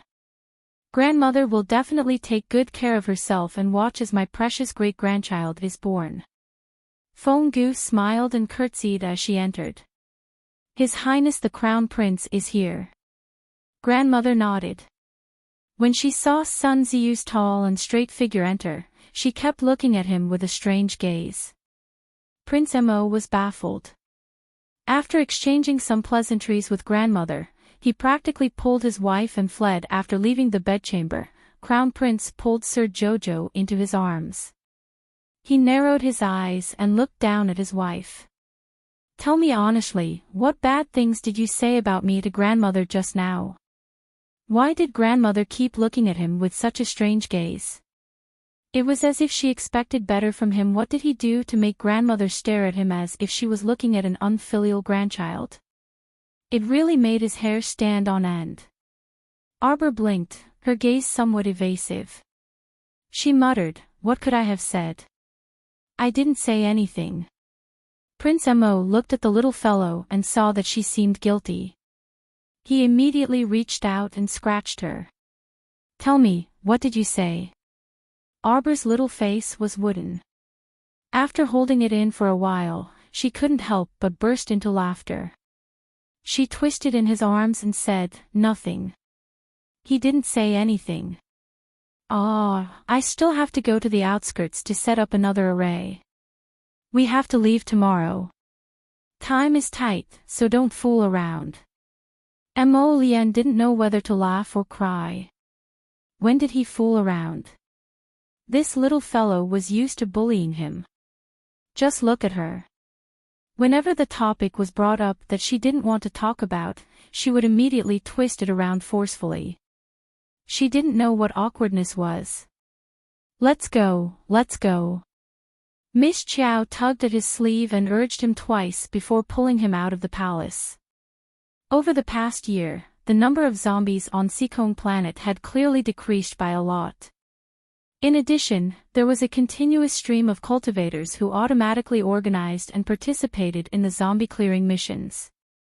Following the sharp decrease in the number of zombies, the lives of the people on Seekong Planet once again became peaceful, and their days gradually became better. The fortifications on Kwansekong Star were still being erected. In the next few years, there was probably no need to worry about the corpse puppets taking action again. The two of them left the city and headed for the suburbs. Arbor said softly, I think that Tianyun should have completely withdrawn from Seekong Planet.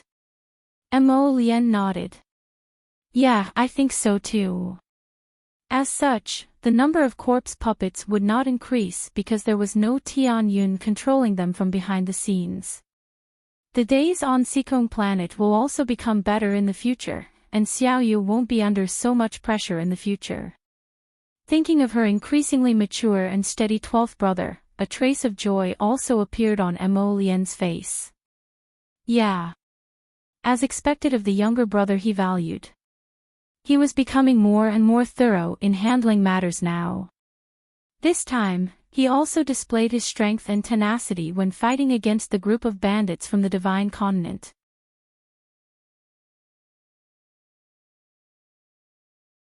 Chapter 3473. Although Mo Lien was quite satisfied with her younger brother, she still muttered, we have to let him continue to gain experience. Hearing this, Arbor nodded thoughtfully. Xiaoyu is already so outstanding, but you're still not satisfied with him. It seems that I've been too lenient with Xiao Sen. Mo Lien, Xiao Sen, I can't help you anymore. Mo Lien didn't expect that he would associate this with Xiao Sen, so he could only silently shed tears of sympathy for his younger brother. He casually said, when we go to the Divine Province, Xiao Sen will have a chance to stay by our side. At that time, we can properly train him and grind down his temper. Arbor felt that Mo Lien's words made a lot of sense, so he nodded and said, okay. Everything could wait until they returned to the Divine Land. The most important thing now was to fix all the nearby arrays. I've left a few sets of protective array glyphs. When the time comes, I'll ask the Great King to send them to the Southern Shao Kingdom, Southern Bailey, and Northern Wei. Mo Lien naturally agreed with a smile. The special passageways were basically in the capitals of these big countries.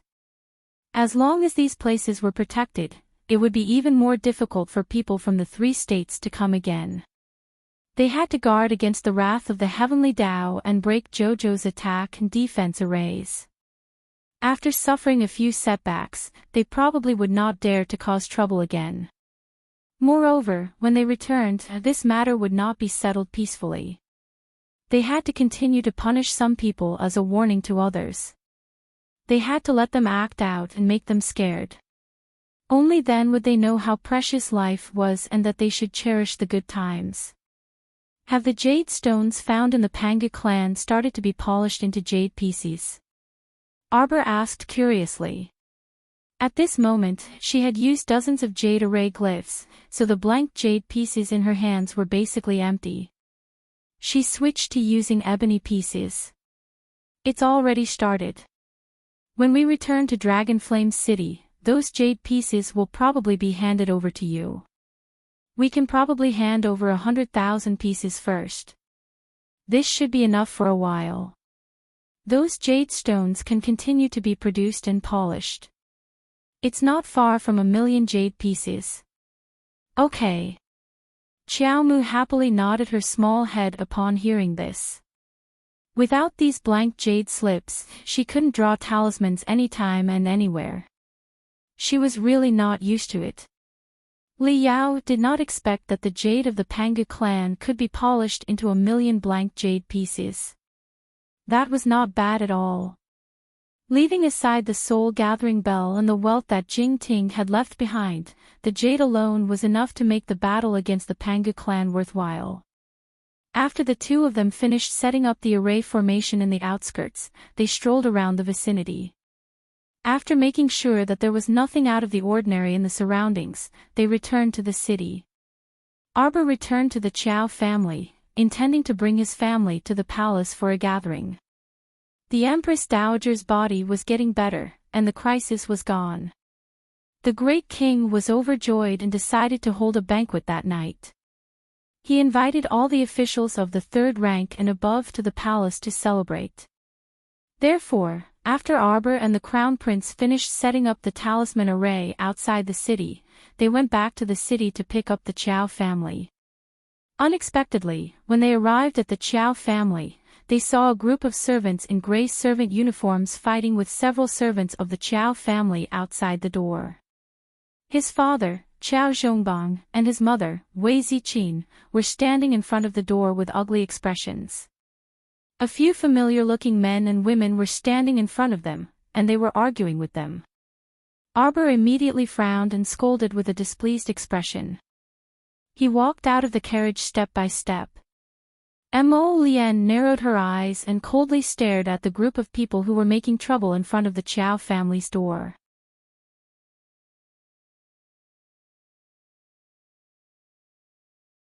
Chapter 3474. Eldest Miss, Eldest Miss. When the Qiao family servants saw that their powerful eldest miss had returned, they all seemed to have been injected with chicken blood, their spirits roused.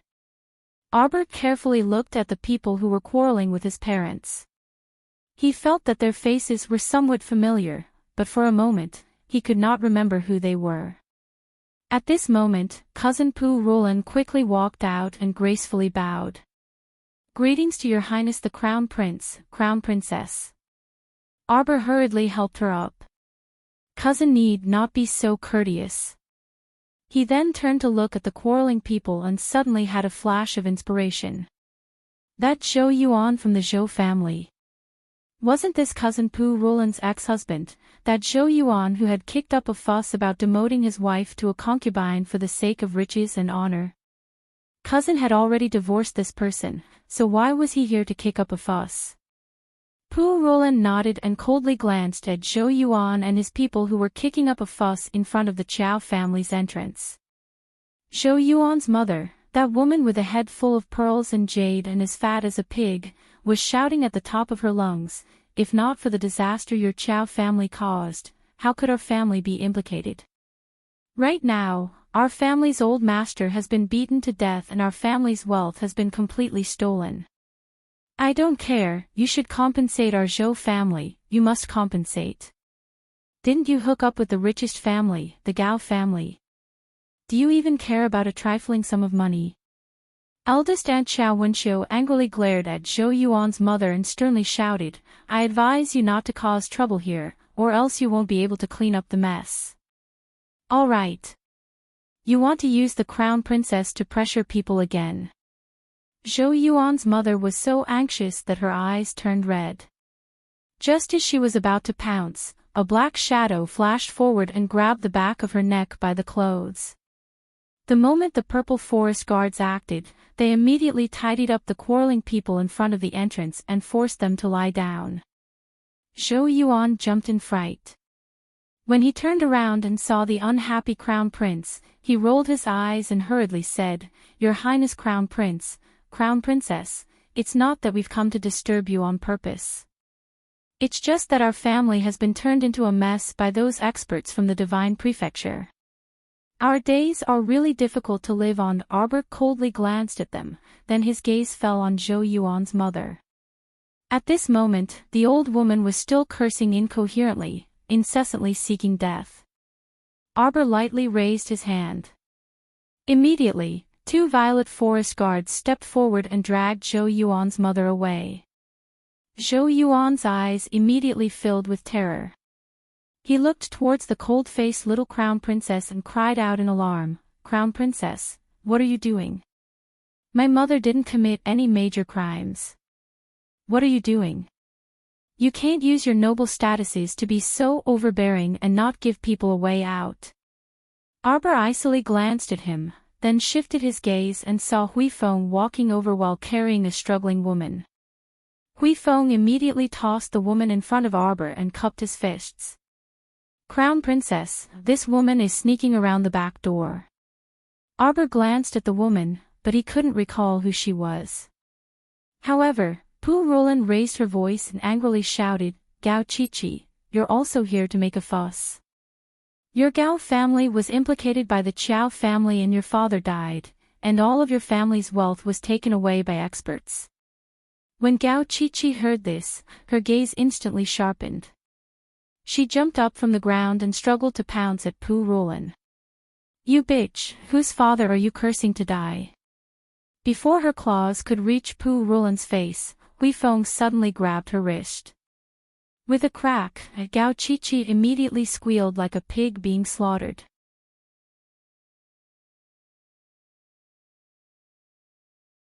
Chapter 3475. Qiqi. Zhou Yuan instantly became even more flustered. He hastily stepped forward and hugged Gao Qiqi's shoulders, shouting at Arbor and the others, How can you be so unreasonable?" Gao Qiqi clutched her broken arm, her eyes overflowing with tears as she unwillingly glared at Pu Roland. Originally, this woman wasn't even worth half a spirit coin in front of her, but now, because she had latched onto the Qiao family, latched onto the Crown Princess and His Highness the Crown Prince, she actually dared to be so impudent in front of her. Pu Roland was too lazy to speak with her. She only glanced at her mockingly before walking to her mother, Qiao Wenqiu's side. Zhou Yuan looked at his ex-wife, unable to vent his anger. Ever since they divorced, this ex-wife had become more and more outrageous. Now, she actually dared to treat her mother-in-law and husband with cold eyes.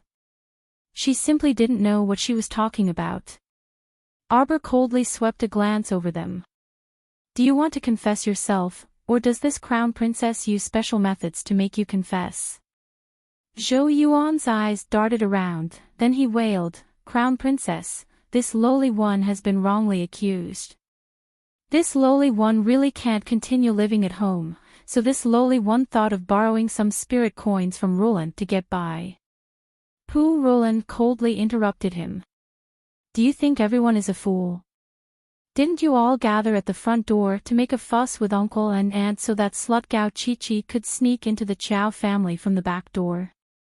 Little bastard, hurry up and tell us what you came here for." Qiao Wenqiu was so angry that her face was ashen. Today, mother and daughter were brought here by the Qiao family to discuss matters. Her older brother, Qiao Zhongbang, mentioned that after they moved out of Xikong Planet, they would be allowed to live in the Marquis of Zheyuan's estate. He said that he had already left enough money for them. In addition to the monthly salary that the imperial court would still give them, this amount of spirit coins was enough for them to live on. They didn't even need to dismiss the servants at home, so they just needed to live a good life. Qiao Wenqiu and Pu Roland were currently greeting Qiao Zhongbang and his family with faces full of gratitude. Unexpectedly, that little bastard from the Garden of Zhou had brought his mother and company over to cause a ruckus. He even insisted that it was the Qiao family's fault for harming his father's life. What a joke. When the cultivators from the Divine Prefecture attacked, you didn't hide at home. You were caught and lost your life. How is it the Qiao family's fault? The Qiao family is also a victim, okay? Their house hadn't been fully repaired yet. The Gao family is a rich and powerful family, and there are times when you don't have any spirit coins to spend. Then, she turned to look at Gao Qiqi and said with a cold smile, could it be that the family has really declined because of the death of their father? Bah, you bitch. What nonsense are you talking about? Gao Qiqi screamed harshly like an evil spirit. She rushed over and wanted to hit Pu Roland's face. However, as soon as she lifted her arm, it drooped down as if it was crippled. It was sore, painful, and uncomfortable. She couldn't help but cry. Yuan Lang, you have to uphold justice for me. This shrew, she's really hateful. Just as Zhou Yuan was about to explode, he saw Arbor raise his eyes slightly. Without another word, a purple forest guard beside him slapped him across the face. With this slap, Zhou Yuan lost 2 of his teeth. His face instantly burned with pain, and he felt like his tongue was about to be tied up when he spoke. Arbor looked at them with an icy gaze. Dictum talisman. To deal with this kind of petty person who couldn't even reach the profound realm, there was no need for a dictum talisman made from jade talismans.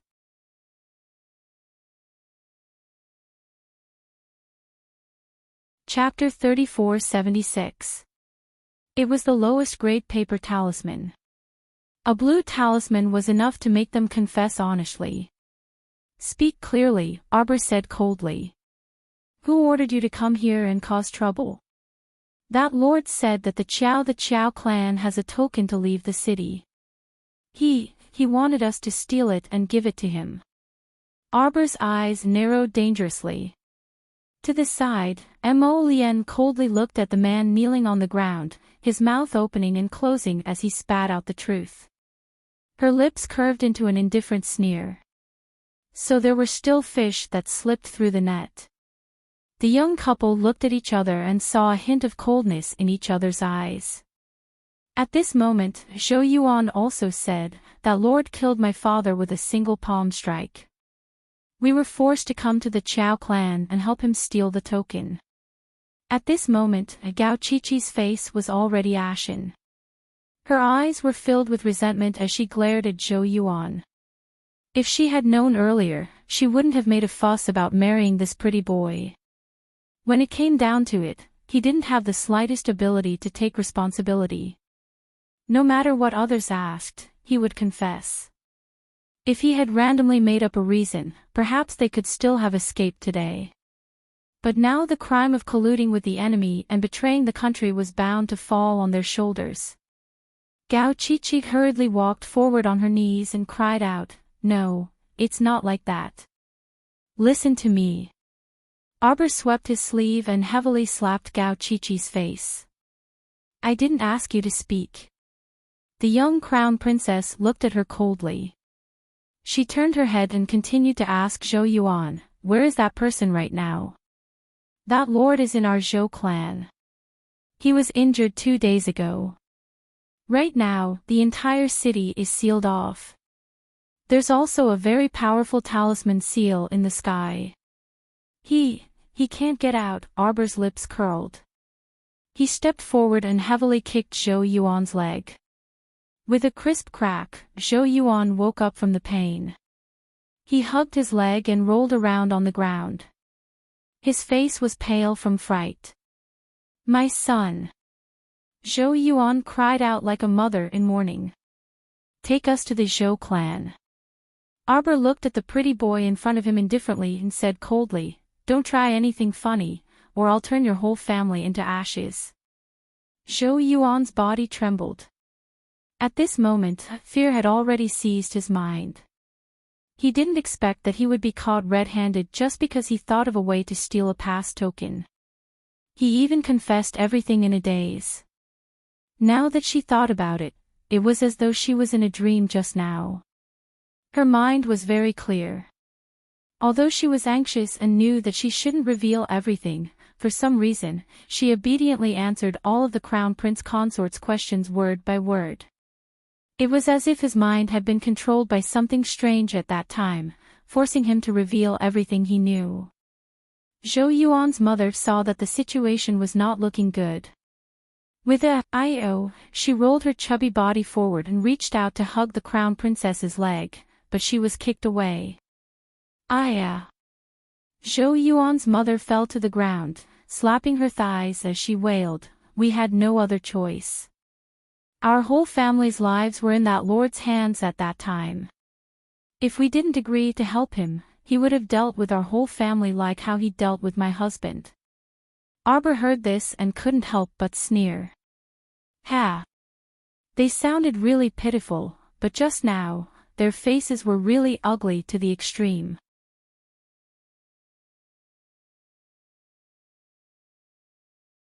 Chapter 3477. When he thought of how Zhou Yuan's family actually harbored such vile intentions, an indescribable anger arose in Arbor's heart. Take them away. Mo Lian couldn't be bothered to waste words with them. She directly waved her hand and had the purple forest guards lift this group of people up. Hui Feng chuckled as he lifted Zhou Yuan and swayed his body. He then reached out to caress Zhou Yuan's dog head. "Young Master Zhou, I advise you to obediently lead the way and not play any tricks. Be careful of your dog life." Zhou Yuan couldn't help but shudder in fright, and he hastily said, No, I won't play any tricks, why yes." He was nearly scared out of his wits, so how could he dare to play any tricks now? Moreover, the purpose of his family's visit had already been completely exposed. Even if he stiffened his neck and refused to admit it, it would be of no avail. Others had already seen through them long ago. The group majestically arrived at the entrance of the Zhou residence, naturally attracting the attention of many people along the way. Those who were curious followed along, causing the group to grow larger and larger. Mo Lian and the others had just arrived at the entrance of the Zhou residence when they heard a loud noise coming from inside. The two vermilion doors suddenly fell down. Everyone focused their eyes and immediately saw a man with round, tiger-like eyes quickly walking out with a woman by the neck. His fierce-looking face was filled with malevolence. "Don't come over," the man sternly said. He tightened his grip around the delicate woman's neck. "If you come over, I'll kill her." "Sister!" Zhou Yuan cried out in alarm. Zhou Yuan's mother's eyes were also about to pop out as she repeatedly yelled, "Damned bastard, hurry and save my daughter. Daughter! Daughter, don't be afraid, mother is coming." "Ah! Sir, let go of my daughter, let go of her." She was about to pounce forward as she spoke, but the man tightened his grip around the woman's neck. "If you come any closer, I'll strangle her to death." When Zhou Yuan's mother saw that the whites of her daughter's eyes were about to pop out, she didn't dare to go forward and repeatedly waved her hands to beg for mercy. Sir, please spare my daughter. Sir, I won't come over. Please have mercy on me, please have mercy on me." Pu Roland could not help but frown when she saw this. His sister-in-law had actually fallen into the hands of that thief. Her sister-in-law usually had a gentle personality and did everything in a gentle and weak manner. Although she did not have much of an opinion of her own, she had always been led by the nose by Zhou Yuan's mother. However, she was very kind-hearted. It was rare that she was the only good bamboo shoot in the Zhou family's nest of bad bamboo shoots. Previously, when she and her mother, Qiao Wenqiu, were imprisoned in the woodshed in the garden of Zhou, it was also thanks to this sister-in-law that they did not starve to death. Now that she saw her sister-in-law fall into the enemy's hands, her heart couldn't help but pound, and she hurriedly turned to look at her stoic-faced younger cousin. Arbor frowned and said coldly, "You can't run away. Let go of your hostage and kneel down." At this moment, the people walking up and down the street had also noticed the black-clothed man holding the weak woman by the neck at the gate of the Garden of Zhou. Looking at his attire, everyone couldn't help but jump in fright. Although they were somewhat afraid, as they fled far away, they could not help but secretly hide in a corner and size up the black-clothed man. In any case, with His Highness the Crown Prince here, nothing major would happen. They could just hide far away and watch. This was what the Crown Prince's diehard fans thought in their hearts.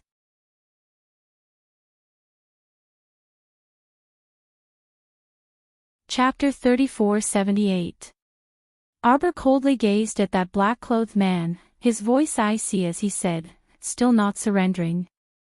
That man instantly became anxious and hastily clutched the woman's throat, shouting harshly, "I want you to immediately let me out of the city, let me out of the city." What kind of joke was this? He barely managed to keep his life, so of course he had to return alive. He didn't believe that His Highness the Crown Prince, the Crown Princess, would disregard the lives of her subjects and disregard the lives of others. As long as he gambled correctly, he could survive this time.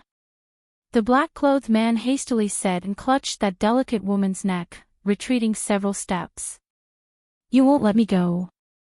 Then I'll kill her immediately." "Go ahead and kill her." Arbor sneered, his eyes as chilling as ice pearls, causing people to involuntarily be alarmed.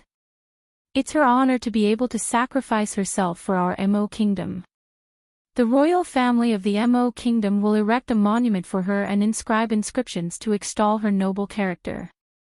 Everyone, why was the little crown princess's expression so frosty and terrifying when she said these words? She spoke as if it was true. Everyone's hearts couldn't help but tighten, and they sneaked several glances at the crown princess. However, they couldn't discern any abnormality from the crown princess's face. "You!" The black-clothed man's face flushed red, and he couldn't resist shouting furiously. He repeatedly threatened, "Hurry and let me go. I'm not joking with you. I can promise you that as long as you let me go, I definitely won't harm this woman in the slightest." Arbor coldly stared at the man in front of him, watching as his mouth opened and closed non-stop. "As long as you're willing to let me go, I can guarantee that I won't set foot on Seacombe Planet for the rest of my life." "I said you can't run." Before the man could finish swearing, Arbor's aloof voice interrupted him. The little stoic coldly gazed at the man in front of her. "Do you not understand human speech? Or are you saying you want to die in a different way? If you let her go now, I can still let you die peacefully and smoothly. Otherwise, you won't even have the chance to die. At that time, you might beg me, and you won't be able to die even if you want to." Arbor's cold gaze fell on the man. His voice was calm and indifferent as usual. "Don't blame me for not warning you beforehand." The black-clothed man's eyes shrank in horror as he hurriedly defended himself. "No, I don't want to die, Crown Princess. I didn't come to Seacombe Planet to cause trouble on purpose. I was also instructed by someone. The black-robed man stuttered as he tried to explain, but he didn't know what he was talking about. The words that came out of his mouth were so pale and powerless. Even his explanation seemed to be completely to shift the blame. There was no substantial persuasiveness at all. The Crown Princess, said you can't leave today, so you can't leave." Arbor interrupted him coldly and frowned impatiently.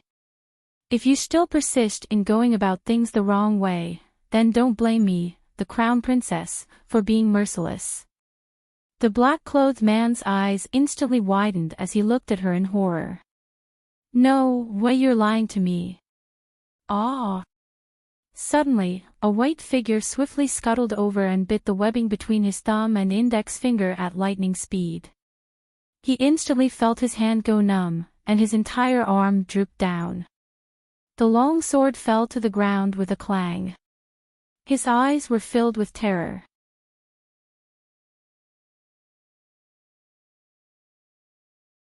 Chapter 3479. Huifeng swiftly pulled the delicate woman from the burly man's side and directly pushed her back. The woman also seemed to have been scared silly and fell on her but, unable to utter a single word for a long time. Seeing this, Pu Roland felt that her sister-in-law was very pitiful and quickly went up to support her arm. She repeatedly called out, "Sister-in-law, are you all right?" "Eldest sister-in-law." The delicate woman finally regained her wits. When she thought of the danger just now, tears instantly welled up in her eyes. "Don't touch her." Zhou Yuan's mother rushed over and swatted Pu Roland's arm away, glaring hatefully at her. "I don't need your fake kindness. If it weren't for a woman like you being so vicious, how could my daughter have experienced such a dangerous situation just now? You're the one who should be captured." Zhou Yuan's mother indignantly scolded, "You're also the one who should die." Qiao Wenqiu had always been a timid person, but at this time, she couldn't help but be angered by Zhou Yuan's mother until her blood boiled. Seeing the old woman humiliating her daughter like this, Qiao Wenqiu rushed up. She didn't know where the strength came from, but she slapped the old woman's face. "Ah!" Zhou Yuan's mother angrily widened her eyes, as if she wanted to eat someone. Before she could make a fuss, she was kicked flat on her face by a purple forest guard and dragged to the side. "Haven't you shouted enough?" The purple forest guard impatiently scolded, "Behave yourself. The crown princess hasn't said how she's going to deal with you. Just wait." Zhou Yuan's mother instantly wilted like a frosted eggplant. When she recalled the scene of her family making a fuss in front of the Qiao clan, she couldn't help but secretly regret it. If she had known earlier, she wouldn't have made a fuss. Great, now she had angered the crown princess and gotten herself into trouble for no reason. The black-clothed man's face was ashen, and he repeatedly retreated a few steps with an ashen expression. He anxiously said, "Crown princess, you can't kill me. I'm from the Shi clan, the Shi clan of the 6 great patrician families. Our Shi clan's smelting skills are unparalleled in the world." The man took a step back, and his gaze followed the sword pointed at his throat. He only saw the little girl's pair of cold and lonely eyes looking at him emotionlessly. "The Shi family," she said coldly. "When I return to the Divine Prefecture, the Shi family will have to pay the price." "What 6 great aristocratic families or 8 great aristocratic families? Do you think you can get away unscathed after touching my family? What a joke." The man panicked and waved his hands as he shouted, "You can't kill me.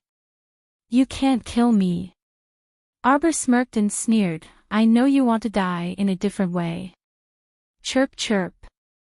The little girl calmly called out. "Chirp." The little white squirrel excitedly grew in size with a bang. Like a small mountain, it suddenly pressed down on the man's body. "Ah!" Caught off guard, the brawny man was scared out of his wits before he died. How could he have expected that the cute little white squirrel hanging in front of him would actually then? He sat down on her body. Just like that, it completely pressed him down. He was a dignified 10th level spiritual master, but under the little white squirrel's thick butt, he only had half an arm exposed to struggle for a bit before he completely died. Fuck, this really was an undignified way to die. Everyone couldn't help but secretly curse in their hearts. They carefully stole glances at the expressionless little crown princess.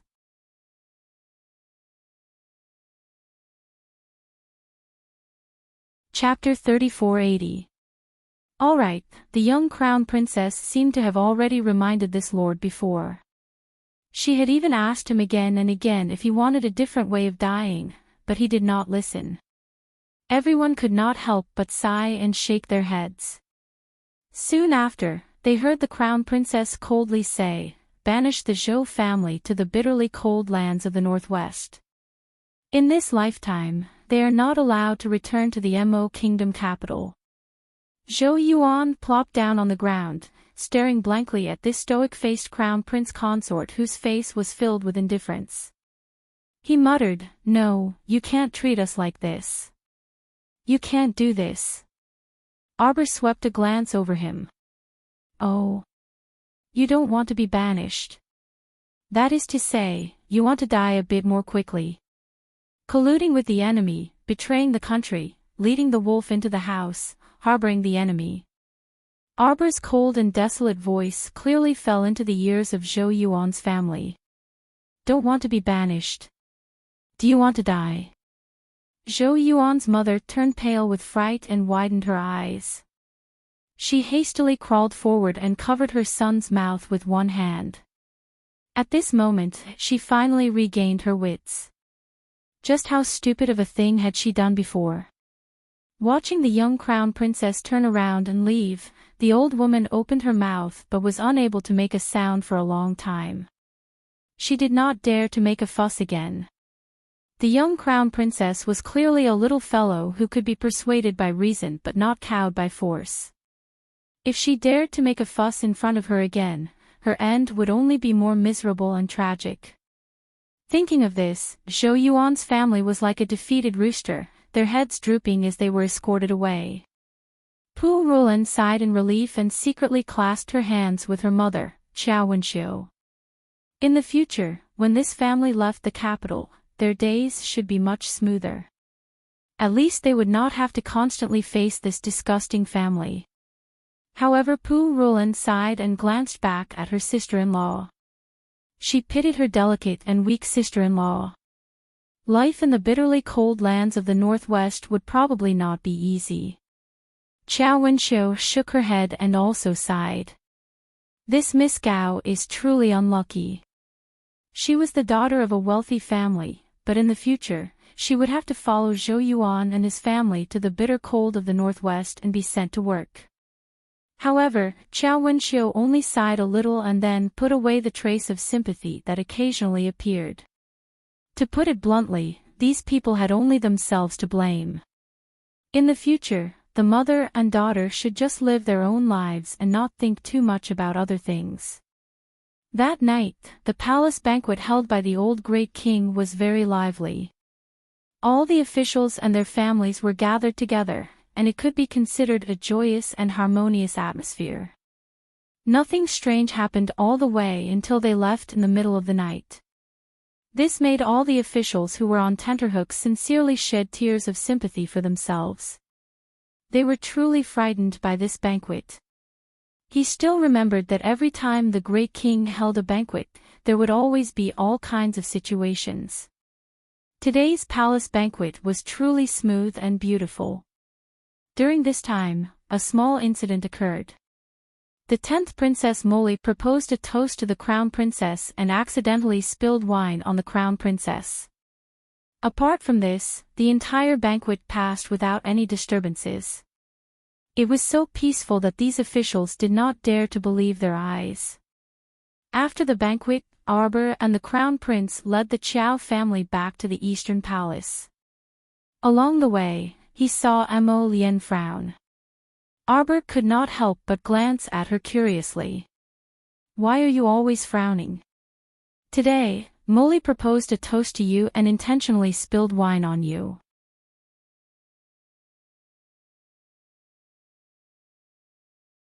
Chapter 3481. Why did you stop me when I wanted to berate her? Prince Mo asked in displeasure. It's nothing more than a girl's little tricks, Arbor said dryly, her eyes rippling. There's no need to get angry at her for these kinds of little tricks. She put on an act and said she wanted to lure you to change clothes. Wasn't it all premeditated? Why do these women always like to play these tricks? Prince Mo couldn't help but get angry. The two of them were currently in the same carriage, so only Hui Feng and a few other personal guards were accompanying them, so they could hear what they were saying.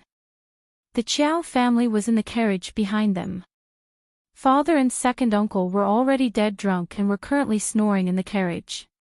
Arbor couldn't help but chuckle, and she reached out to pinch his angry handsome face. All right, it's all child's tricks. No need to pay attention to them. At her current level, a few inexplicable plots and machinations actually didn't count for much.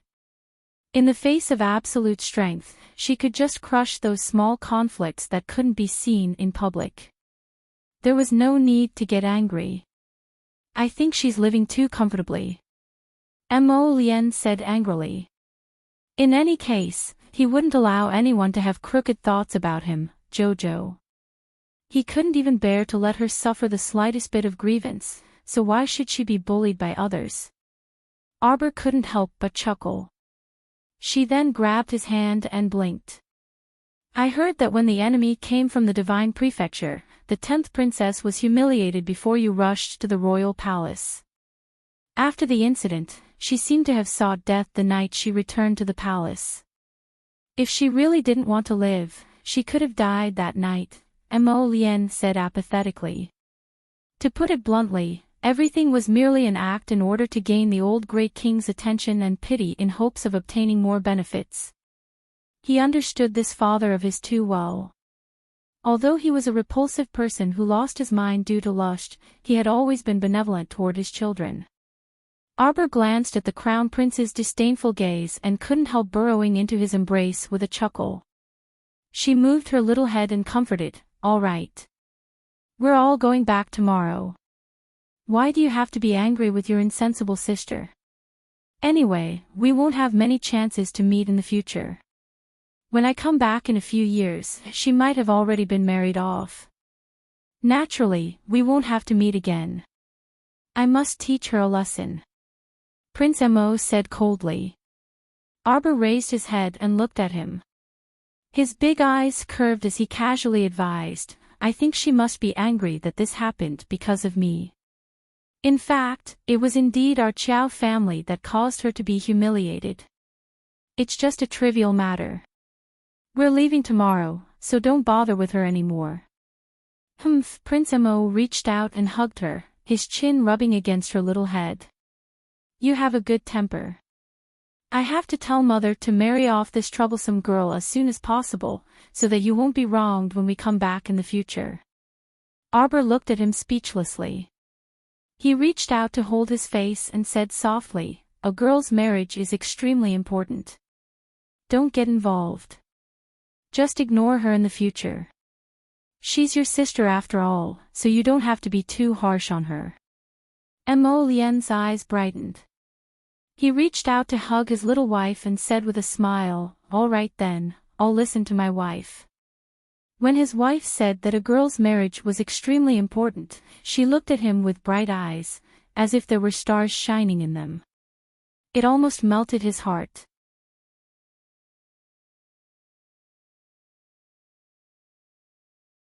Chapter 3482.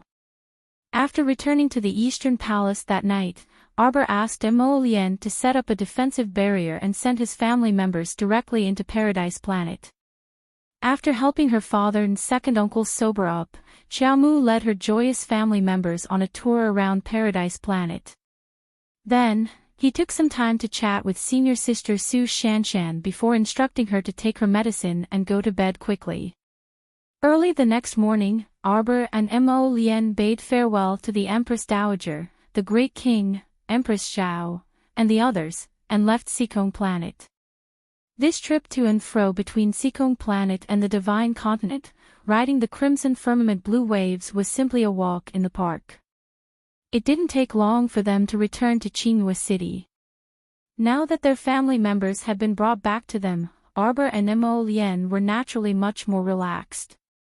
After arriving at Qinghua City, Arbor simply let the Qiao family members out of Paradise Planet and took them to eat and drink along the way, admiring the scenery around Qinghua City as they leisurely headed in the direction of Dragonflame City. No one was happier than little Qiao Senator along the way. He felt so blissful that he was practically bubbling. If it weren't for the fact that it was early every morning, the little monk would definitely nag him to wake up and accompany him to recite sutras.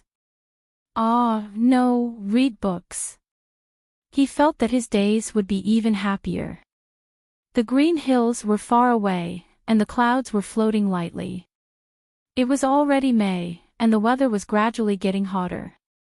At noon, the scorching sun would be in the sky, and the sunlight spared no effort to shine on the earth, causing wisps of steam to rise. The Qiao family party followed the Crown Prince and Qiao Mu on a scenic tour, stopping here and there.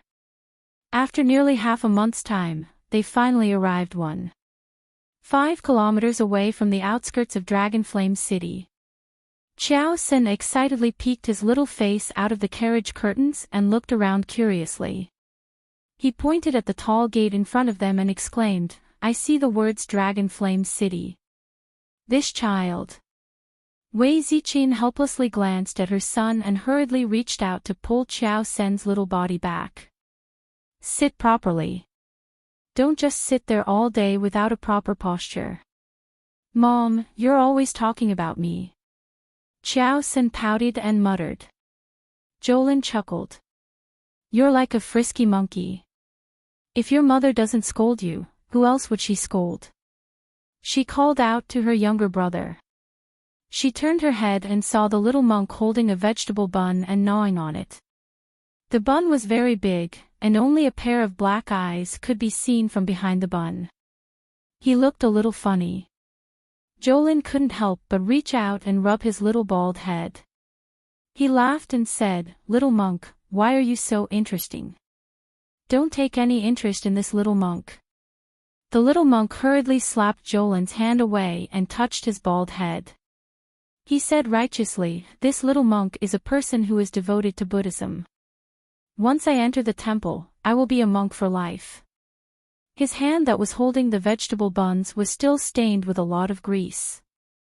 When he touched his head, all the grease was smeared on his little head. He immediately jumped up and jumped off the carriage with a cry, giving everyone a fright. Fortunately, the carriage was already in a stopped state, so nothing happened. The little monk shouted, "Benefactress, benefactress." All the way, he hurriedly ran toward the carriage in front of them. Arbor had just gotten off the carriage with Mo Lien when she heard the demonic voice shouting all the way over. Arbor couldn't help but hold her forehead. Immediately, the figure of the little monk appeared in her line of sight. "Benefactress." The little monk immediately rushed to Arbor and hugged her thigh.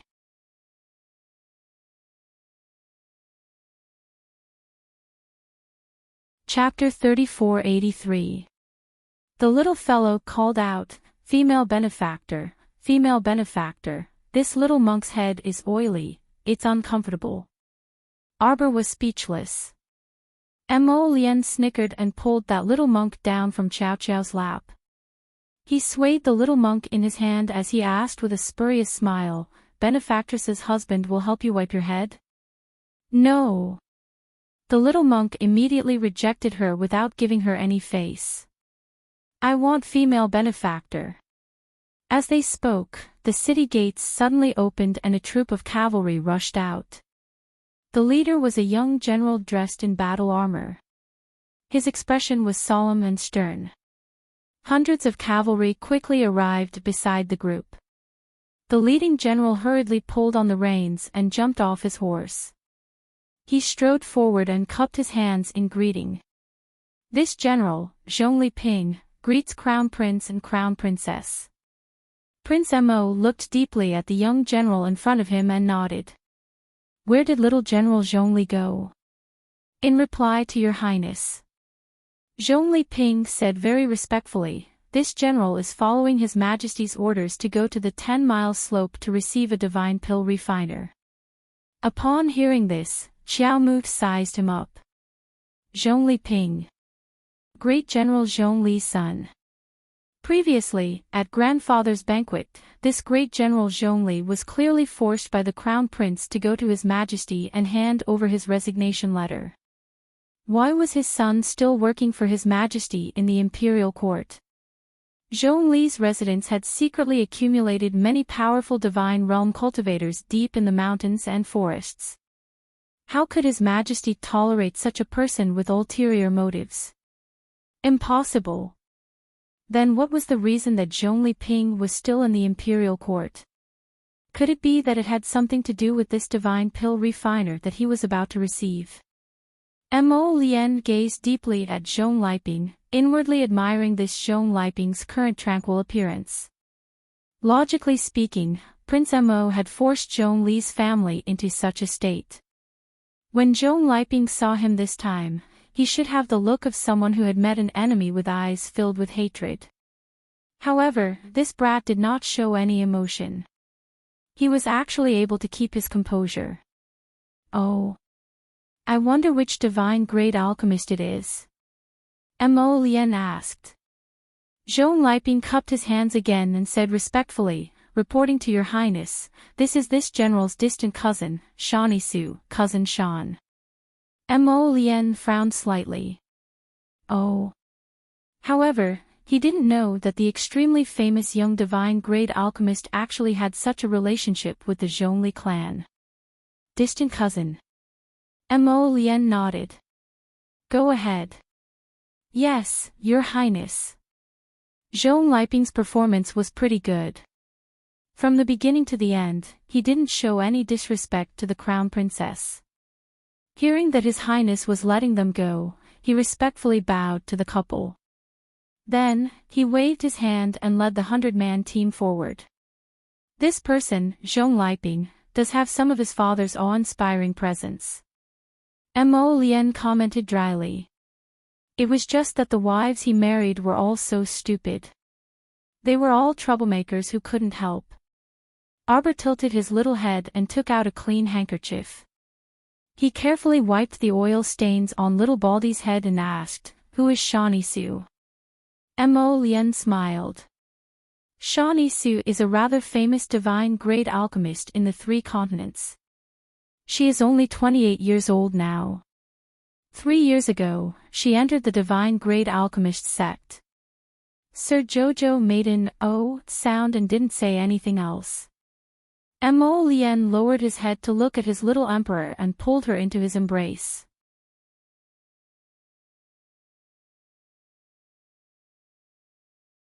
Chapter 3484. His action was so sudden that he brought the little monk, who was in Lady Qiao Qiao's hands, into his bosom. Jojo is much more formidable than her. Crown Prince Lian felt that he needed to let his wife know that in his heart, no formidable pill refiner could compare to his little emperor. Arbor cast a glance at him and didn't bother to speak. Squeezed between the two of them, the little Baldy grumbled unhappily, Benefactress's husband, can you two not squeeze this little monk? This little monk still has oil on his head. Aren't we wiping it for you? Arbor grumpily cupped his little round head and wiped it a few more times. Okay, it's out of oil. The little monk raised his hand to rub his head before nodding in satisfaction. Benefactress, this little monk needs to wash his hair properly tonight. Arbor, Mo Lian couldn't help but laugh out loud. What are you washing your hair for? With your bald head and photon brain, you just need to wipe it with a rag every day. Sir Jojo pursed his lips in amusement. He reached out to pick up the little monk, whose face was puffed up like a bun, and quickly walked to the side of the carriage before jumping onto it. The group successfully passed through Dragon Flame City's checkpoint. Arbor took her parents and family to a garden-style residence on Changle North Street. This residence was one of the 5 properties she had won from Mu Rochuan during her grandfather's birthday banquet. It was a space ring she had won from her.